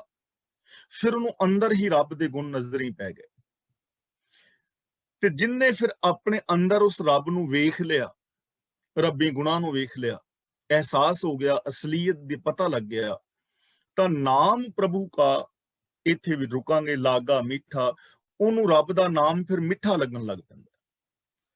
ਤੇ ਇਸੇ ਤਰ੍ਹਾਂ ਅਨਮਿਊਟ ਰਹਿੰਦੇ ਹੋਏ ਥੋੜਾ ਜਦੋਂ ਤੁਸੀਂ ਬੋਲੋਗੇ ਤਾਂ ਮੈਨੂੰ ਸਮਝ ਆ ਜਾਏਗੀ ਕਿ ਆਪ ਬੋਲ ਰਹੇ ਹੋ। ਨਾਮ ਪ੍ਰਭੂ ਕਾ ਲਾਗਾ ਮਿੱਠਾ, ਨਾਮ ਦਾ ਮਤਲਬ, ਨਾਮ ਦਾ ਮਤਲਬ ਕੀ ਹੈ ਜੀ? ਹੁਕਮ। ਤਾਂ ਉਹਨੂੰ ਫਿਰ ਰੱਬ ਦਾ ਜਿਹੜਾ ਹੁਕਮ ਹੈ ਨਾ, ਉਹ ਮਿੱਠਾ ਲੱਗਣ ਲੱਗ ਪੈਂਦਾ ਹੈ। ਇਹ ਉਹਦੀ ਨਿਸ਼ਾਨੀ ਹੈ ਜੀਵਨ ਦੀ। ਜਿਨਨੇ ਗੁਰੂ ਦੇ ਗਿਆਨ ਰਾਹੀਂ ਆਪਣੇ ਅੰਦਰ ਵਸਤੇ ਰੱਬੀ ਗੁਣਾਂ ਨੂੰ ਵੇਖ ਲਿਆ, ਉਹਨੂੰ ਰੱਬ ਦੇ ਗੁਣ ਔਰ ਉਹਨੂੰ ਰੱਬ ਦੀ ਰਜ਼ਾ ਫਿਰ ਮਿੱਠੀ ਲੱਗਣ ਲੱਗ ਪੈਂਦੀ ਹੈ, ਪਿਆਰੀ ਲੱਗਣ ਲੱਗ ਪੈਂਦੀ ਹੈ। ਫਿਰ ਉਸ ਰੱਬੀ ਰਜ਼ਾ ਦੇ ਮੁਤਾਬਕ ਜ਼ਿੰਦਗੀ ਜੀਂਦਾ ਹੈ, ਜਿਹਨੂੰ ਰੱਬੀ ਰਜ਼ਾ ਮਿੱਠੀ ਲੱਗਦੀ ਹੈ। ਸਗਲ ਸਮਗਰੀ ਏਕਸ ਕਟ ਮਾਹੇ, ਸਮਗਰੀ, ਇਹਨੂੰ ਸਮਗਰੀ ਨਹੀਂ ਪੜਨਾ, ਮੰਮੇ ਨਾਲ ਲੱਗੀ ਹੋਈ ਸਿਹਾਰੀ ਦੀ ਆਵਾਜ਼ ਥੋੜੀ ਜੀ ਆਏਗੀ। ਔਰ ਗਰੀ ਵੀ ਨਹੀਂ ਕਹਿਣਾ, ਗਰੀ ਕਹਿਣਾ ਹੈ, ਗੱਗੇ ਦੇ ਪੈਰ ਥੱਲੇ ਅੱਧਾ ਰਾਰਾ ਹੈ। ਸਮਗਰੀ, ਸਗਲ ਸਮਗਰੀ ਏਕਸ ਘਟ ਮਾਹੇ। ਏਕਸ ਘਟ ਦਾ ਮਤਲਬ ਇੱਕੋ ਹੀ ਘਟ ਵਿੱਚ, ਇੱਕੋ ਹੀ ਪ੍ਰਭੂ ਵਿੱਚ। ਤਾਂ ਜਗਤ ਦੇ ਸਾਰੇ ਪਦਾਰਥ ਉਸ ਇੱਕ ਪ੍ਰਭੂ ਵਿੱਚ ਹੀ ਲੀਨ ਦਿਸਦੇ ਨੇ। ਏਕਸ ਘਟ ਮਾਹੇ, ਇੱਕ ਰੱਬ ਦੇ ਵਿੱਚ, ਇੱਕ ਰੱਬ ਦੇ ਹੁਕਮ ਵਿੱਚ, ਕਿ ਸਾਰੇ ਦੇ ਸਾਰੇ ਜੋ ਪਦਾਰਥ ਨੇ ਉਹ ਰੱਬ ਦੇ ਵਿੱਚ ਹੀ ਨੇ, ਰੱਬ ਦੇ ਹੁਕਮ ਵਿੱਚ ਹੀ ਨੇ। ਤੇ ਜਦੋਂ ਤੁਸੀਂ ਇਸ ਚੀਜ਼ ਦੀ ਅੱਗੇ ਖੁੱਲੀ ਵਿਆਖਿਆ ਕਰੋਗੇ ਤਾਂ ਸਾਰਾ ਜਿਹੜਾ ਜਗਤ ਹੈ ਨਾ, ਇਹ ਰੱਬ ਦਾ ਹੀ ਤੇ ਰੂਪ ਹੈ, ਰੱਬ ਦਾ ਹੀ ਰੂਪ ਹੈ ਨਾ, ਇੱਕੋ ਹੀ ਪਸਰਿਆ ਹੋਇਆ ਹੈ। ਨਾਨਕ ਏਕੋ ਪਸਰਿਆ, ਦੂਜਾ ਕਹਿ ਦ੍ਰਿਸ਼ਟਾਰ, ਇੱਕ ਹੀ ਪਸਰਿਆ ਹੋਇਆ ਹੈ, ਦੂਜਾ ਕੋਈ ਦਿਸਦਾ ਨਹੀਂ।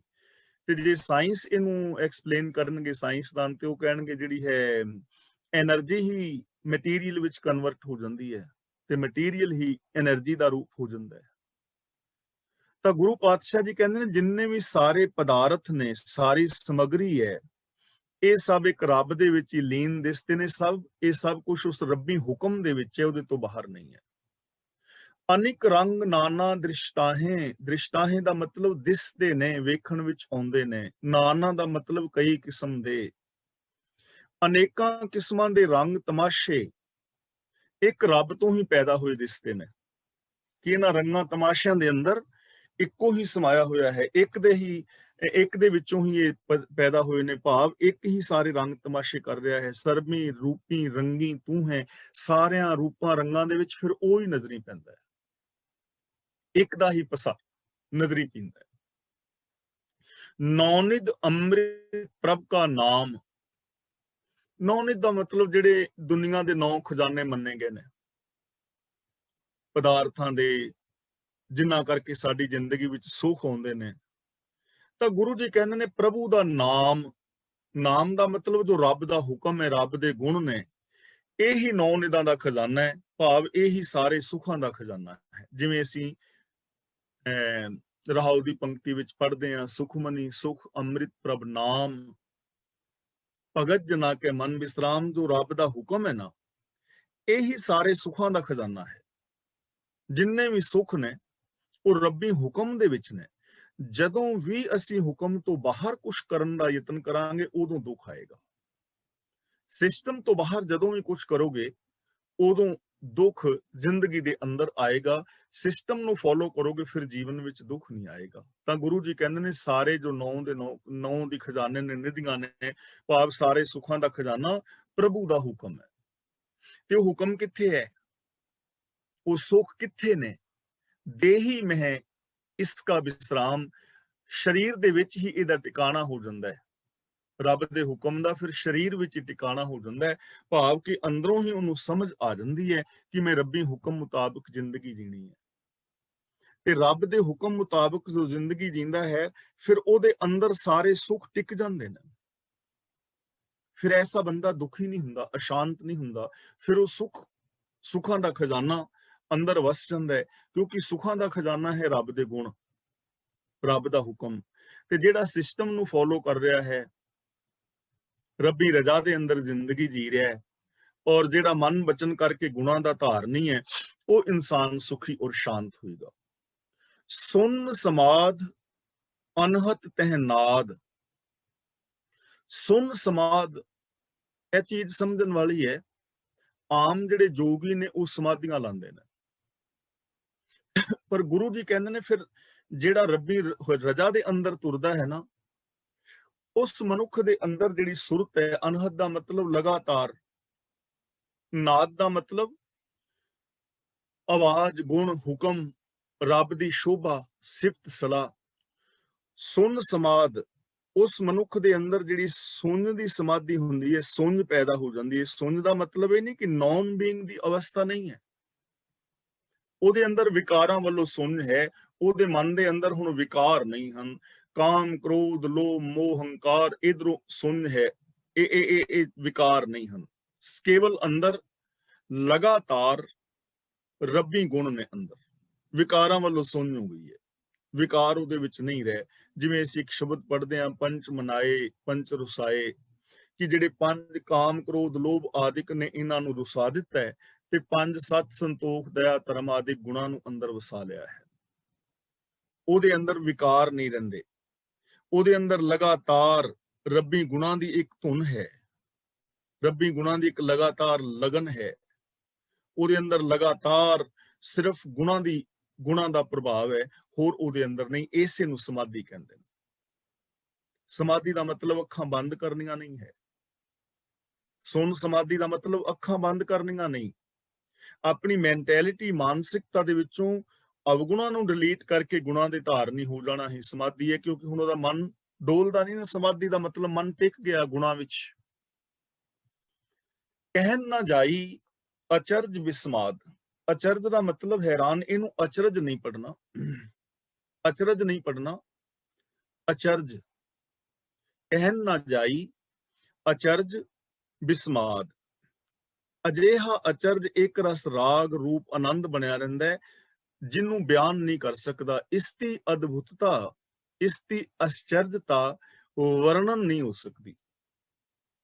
ਜਿਹੜਾ ਅੰਦਰ ਆਨੰਦ ਬਣਦਾ ਨਾ, ਦੇਖੋ ਇਹ ਚੀਜ਼ ਨੂੰ ਥੋੜਾ ਜਿਹਾ ਅਸਾਂ ਸਮਝਣ ਦਾ ਯਤਨ ਕਰਨਾ ਹੈ ਕਿ ਜੇ ਸਾਡੇ ਅੰਦਰ ਕੇਵਲ ਗੁਣ ਹੋਣ, ਮਨ, ਬਚਨ ਔਰ ਕਰਮ ਕਰਕੇ। ਦੇਖੋ ਅਸੀਂ ਇਹ ਕਲਾਸ ਵਿੱਚ ਹੈ ਨਾ, ਤੇ ਅਸੀਂ ਕੇਵਲ ਗੁਣਾਂ ਦੀ ਜਾਂ ਗੁਰਬਾਣੀ ਦੀ ਗੱਲ ਕਰ ਰਹੇ ਹਾਂ।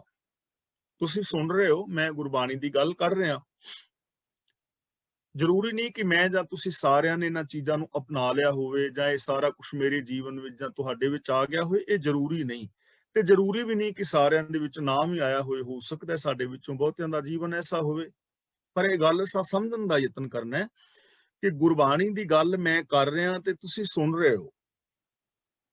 ਹੁਣ ਬਾਡੀ ਲੈਂਗੁਏਜ ਸਾਡੀ ਦੱਸ ਰਹੀ ਹੈ ਕਿ ਸਾਡੇ ਅੰਦਰ ਕਿੰਨੀ ਖੁਸ਼ੀ ਬਣੀ ਹੋਈ ਹੈ ਇਸ ਟਾਈਮ। ਸਾਰਿਆਂ ਦੇ ਅੰਦਰ ਸ਼ਾਂਤੀ ਹੈ, ਸਾਰਿਆਂ ਦੇ ਅੰਦਰ ਪ੍ਰਸੰਨਤਾ ਹੈ। ਹੁਣ ਕੋਈ ਦੁਨਿਆਵੀ ਝਗੜਾ, ਈਰਖਾ, ਦਵੇਸ਼, ਵੈਰ ਵਿਰੋਧ ਸਾਡੇ ਅੰਦਰ ਨਹੀਂ ਹੈ। ਕਿੰਨੀ ਖੁਸ਼ੀ ਹੈ ਨਾ ਬਣਨੀ।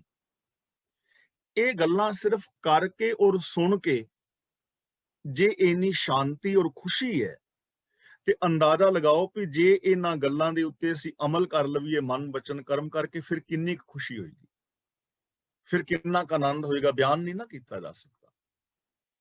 ਤਾਂ ਗੁਰੂ ਜੀ ਕਹਿੰਦੇ ਨੇ, ਜਿਹੜੇ ਲੋਕ ਮਨ, ਬਚਨ, ਕਰਮ ਕਰਕੇ ਇਹਨਾਂ ਗੁਣਾਂ ਦੇ ਧਾਰਨੀ ਹੋ ਜਾਂਦੇ ਨੇ, ਉਹਨਾਂ ਦੇ ਅੰਦਰ ਦੀ ਜਿਹੜੀ ਅਚਰਜਤਾ ਹੈ, ਜਿਹੜੀ ਖੁਸ਼ੀ ਹੈ, ਜਿਹੜਾ ਖੇੜਾ ਹੈ, ਉਹਨੂੰ ਬਿਆਨ ਨਹੀਂ ਕੀਤਾ ਜਾ ਸਕਦਾ, ਉਹਨੂੰ ਮਾਣਿਆ ਜਾ ਸਕਦਾ ਹੈ। ਔਰ ਇੱਕ ਹੋਰ ਮਿਸਾਲ ਨਾਲ ਅਸੀਂ ਸਮਝਦੇ ਹਾਂ। ਦੇਖੋ ਗੁਲਾਬ ਦਾ ਫੁੱਲ ਹੈ ਨਾ, ਤਾਂ ਗੁਲਾਬ ਦਾ ਫੁੱਲ ਕਿੰਨਾ ਸੋਹਣਾ ਹੈ। ਅਸੀਂ ਦੇਖਦੇ ਹਾਂ, ਔਰ ਸਾਰੇ ਅਸੀਂ ਉਸ ਦੀ ਸੁੰਦਰਤਾ ਨੂੰ ਮਾਣਦੇ ਵੀ ਹਾਂ ਕਿ ਗੁਲਾਬ ਦਾ ਫੁੱਲ ਬੜਾ ਸੋਹਣਾ ਹੈ। ਜੇ ਪੁੱਛੀਏ ਗੁਲਾਬ ਦਾ ਫੁੱਲ ਤੇ ਅਸੀਂ ਕਵਾਂਗੇ ਬੜਾ ਸੋਹਣਾ ਹੈ, ਬੜਾ ਪਿਆਰਾ ਹੈ। ਤੇ ਜੇ ਮੈਂ ਪੁੱਛਾਂ ਵੀ ਕਿੰਨਾ ਕੁ ਸੋਹਣਾ ਹੈ, ਤੇ ਤੁਸੀਂ ਫਿਰ ਕਹੋਗੇ ਬੜਾ ਸੋਹਣਾ ਹੈ। ਤੇ ਜੇ ਮੈਂ ਕਹਾਂ ਯਾਰ ਬੜਾ ਦੇ ਨਾਲ ਤੇ ਗੱਲ ਬਣ ਨਹੀਂ ਰਹੀ ਵੀ ਕਿੰਨਾ ਕੁ ਸੋਹਣਾ ਹੈ, ਤੇ ਤੁਸੀਂ ਕਹੋਗੇ ਹੁਣ ਦੱਸਿਆ ਥੋੜੀ ਜਾ ਸਕਦਾ ਵੀ ਗੁਲਾਬ ਦਾ ਫੁੱਲ ਜਿਹੜਾ 5 ਕਿਲੋ ਸੋਹਣਾ ਹੈ ਜਾਂ 2 ਕੁਇੰਟਲ ਸੋਹਣਾ ਹੈ, 3 ਮੀਟਰ ਸੋਹਣਾ ਹੈ ਜਾਂ 5 ਕਿਲੋਮੀਟਰ ਸੋਹਣਾ ਹੈ। ਉਹਨੂੰ ਕੋਈ ਲੰਬਾਈ ਚੌੜਾਈ ਨੂੰ ਵਜਨ ਨੂੰ ਨਾਪਿਆ ਥੋੜੀ ਜਾ ਸਕਦਾ ਸੁੰਦਰਤਾ ਨੂੰ। ਦੇਖੋ ਸਾਡੇ ਸਾਹਮਣੇ ਹੈ, ਅਸੀਂ ਉਹ ਸੁੰਦਰਤਾ ਨੂੰ ਮਾਣ ਰਹੇ ਹਾਂ, ਪਰ ਉਹ ਸੁੰਦਰਤਾ ਨੂੰ ਬਿਆਨ ਨਹੀਂ ਕਰ ਪਾ ਰਹੇ, ਸਿਰਫ ਇੰਨਾ ਕਹਿ ਰਿਹਾ ਕਿ ਬੜਾ ਸੋਹਣਾ ਹੈ। ਬਿਆਨ ਨਹੀਂ ਨਾ ਕਰ ਪਾ ਰਹੇ, ਮਾਣ ਰਹੇ ਹਾਂ। ਸੁੰਦਰਤਾ ਨੂੰ ਮਾਣਿਆ ਜਾ ਸਕਦਾ ਹੈ, ਬਿਆਨ ਨਹੀਂ ਕੀਤਾ ਜਾ ਸਕਦਾ।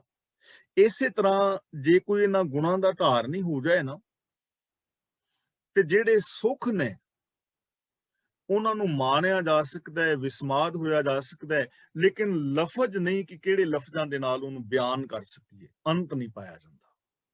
ਏਦਾਂ ਸੁੱਖ ਮਿਲ ਸਕਦਾ ਹੈ, ਔਰ ਇਹ ਹਕੀਕਤ।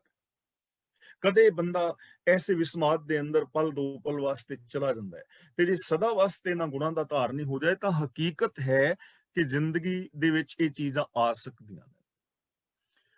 ਹੁਣ ਇਹੋ ਜਿਹਾ ਜਿਹੜਾ ਵਿਸਮਾਦ ਹੈ, ਇਨ ਦੇਖਿਆ ਜਿਸ ਆਪ ਦਿਖਾਏ, ਇਹ ਆਨੰਦ ਉਸ ਮਨੁੱਖ ਨੇ ਹੀ ਵੇਖਿਆ ਹੈ ਜਿਹਨੂੰ ਰੱਬ ਨੇ ਆਪ ਵਿਖਾਇਆ ਹੈ। ਆਪ ਵਿਖਾਇਆ ਦਾ ਮਤਲਬ ਜਿਹਨੂੰ ਰੱਬ ਨੇ ਹੁਕਮ ਵਿੱਚ ਤੋਰਿਆ ਹੈ, ਜੋ ਰੱਬੀ ਹੁਕਮ ਦੇ ਵਿੱਚ ਤੁਰਿਆ ਹੈ। ਹੁਣ ਆਪ ਕਿਵੇਂ ਦਿਖਾਏਗਾ? ਰੱਬ ਤਾਂ ਸਾਰਿਆਂ ਨੂੰ ਦਿਖਾ ਰਿਹਾ ਨਾ ਦੁਨੀਆ। ਜਿਹੜਾ ਹੁਕਮ ਦੇ ਵਿੱਚ ਤੁਰੇਗਾ, ਜਿਹੜਾ ਇਸ ਸਿਸਟਮ ਨੂੰ ਸਮਝੇਗਾ, ਜਿਹੜਾ ਗਿਆਨ ਅੰਜਨ ਗੁਰ ਦੀਆ, ਜੋ ਗੁਰੂ ਦੇ ਗਿਆਨ ਦਾ ਸੁਰਮਾ ਜਿਸ ਨੇ ਪਵਾ ਲਿਆ, ਜੋ ਗੁਰਮਤਿ ਆਸ਼ੇ ਅਨੁਸਾਰ ਜ਼ਿੰਦਗੀ ਜੀਵੇਗਾ, ਉਹਨੂੰ ਫਿਰ ਇਹ ਰਸ, ਉਹਨੂੰ ਇਹ ਖੁਸ਼ੀ, ਉਹਨੂੰ ਇਹ ਆਨੰਦ ਰੱਬ ਵਿਖਾ ਦਿੰਦਾ ਹੈ, ਅੰਦਰ ਬੈਠਾ ਰੱਬ। ਨਾਨਕ ਤਿਸ ਜਨ ਸੋਝੀ ਪਾਏ, ਹੇ ਨਾਨਕ ਉਸ ਮਨੁੱਖ ਨੂੰ ਇਸ ਆਨੰਦ ਦੀ ਫਿਰ ਰੱਬ ਸੂਝ ਬਖਸ਼ਦਾ ਹੈ, ਉਹਨੂੰ ਇਹਦੀ ਸੂਝ ਮਿਲਦੀ ਹੈ, ਉਹ ਇਸ ਆਨੰਦ ਨੂੰ ਮਾਣਦਾ ਹੈ। ਕੌਣ? ਗਿਆਨ ਅੰਜਨ ਗੁਰ ਦੀਆ, ਜਿਨ੍ਹਾਂ ਨੂੰ ਗੁਰੂ ਨੇ ਗਿਆਨ ਦੀ ਦਾਤ ਦਿੱਤੀ, ਜੋ ਰੱਬੀ ਰਜਾ ਭਾਣੇ ਦੇ ਅੰਦਰ ਤੁਰੇ, ਉਹਨਾਂ ਨੇ ਫਿਰ ਇਸ ਚੀਜ਼ ਨੂੰ, ਆਨੰਦ ਨੂੰ ਮੰਨ ਲਿਆ, ਉਹਨਾਂ ਨੇ ਇਸ ਚੀਜ਼ ਨੂੰ ਵੇਖ ਲਿਆ, ਕਿਉਂਕਿ ਉਹਨਾਂ ਨੂੰ ਸੂਝ ਮਿਲ ਗਈ। ਇਸ ਲਈ ਜੇ ਅਸੀਂ ਐਸੀ ਜ਼ਿੰਦਗੀ ਜੀਣੀ ਚਾਹੁੰਦੇ ਹਾਂ, ਅਸੀਂ ਵੀ ਇਸ ਆਨੰਦ ਨੂੰ ਵੇਖਣਾ ਚਾਹੁੰਦੇ ਹਾਂ, ਤਾਂ ਉਹਦੇ ਵਾਸਤੇ ਇੱਕੋ ਹੀ ਚੀਜ਼ ਹੈ, ਗਿਆਨ ਅੰਜਨ ਗੁਰ ਦੀਆ।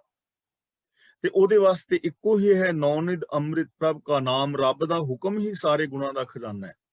ਉਹਦੇ ਲਈ ਇੱਕ ਹੀ ਚੀਜ਼ ਹੈ, ਹੁਕਮ ਰਜ਼ਾਈ ਚੱਲਣਾ। ਉਹਦੇ ਵਾਸਤੇ ਇੱਕੋ ਹੀ ਰਾਸਤਾ ਹੈ, ਸੁਖਮਨੀ ਸੁਖ ਅੰਮ੍ਰਿਤ ਪ੍ਰਭ ਨਾਮ। ਰੱਬੀ ਰਜ਼ਾ ਦੇ ਅੰਦਰ ਜ਼ਿੰਦਗੀ ਜੀਣੀ, ਔਰ ਗੁਰੂ ਦੇ ਗਿਆਨ ਅਨੁਸਾਰ, ਗੁਰੂ ਤੋਂ ਗਿਆਨ ਦੀ ਦਾਤ ਲੈ ਕੇ, ਗਿਆਨ ਗੁਰੂ ਦੀ ਅਗਵਾਈ ਦੇ ਅੰਦਰ ਚੱਲ ਕੇ, ਵਿਵੇਕ ਬੁੱਧ ਹਾਸਲ ਕਰਕੇ, ਗੁਣਾਂ ਦੇ ਧਾਰਨੀ ਹੋ ਕੇ, ਰੱਬੀ ਰਜ਼ਾ ਦੇ ਵਿੱਚ ਤੁਰ ਕੇ ਐਸੀ ਜ਼ਿੰਦਗੀ ਜੀਵੀ ਜਾ ਸਕਦੀ ਹੈ। ਤਾਂ ਵਾਹਿਗੁਰੂ ਦੀ ਰਹਿਮਤ ਕਰਨ ਅਸੀਂ ਸੁਖਮਨੀ ਸਾਹਿਬ ਜੀ ਦੀ ਪਾਵਨ ਬਾਣੀ ਨੂੰ ਆਪ ਪੜ੍ਹੀਏ, ਵਿਚਾਰੀਏ, ਉਸ ਮੁਤਾਬਕ ਜ਼ਿੰਦਗੀ ਜੀ ਕੇ ਅਸੀਂ ਐਸੇ ਜੀਵਨ ਦਾ ਆਨੰਦ ਮਾਣ ਸਕੀਏ।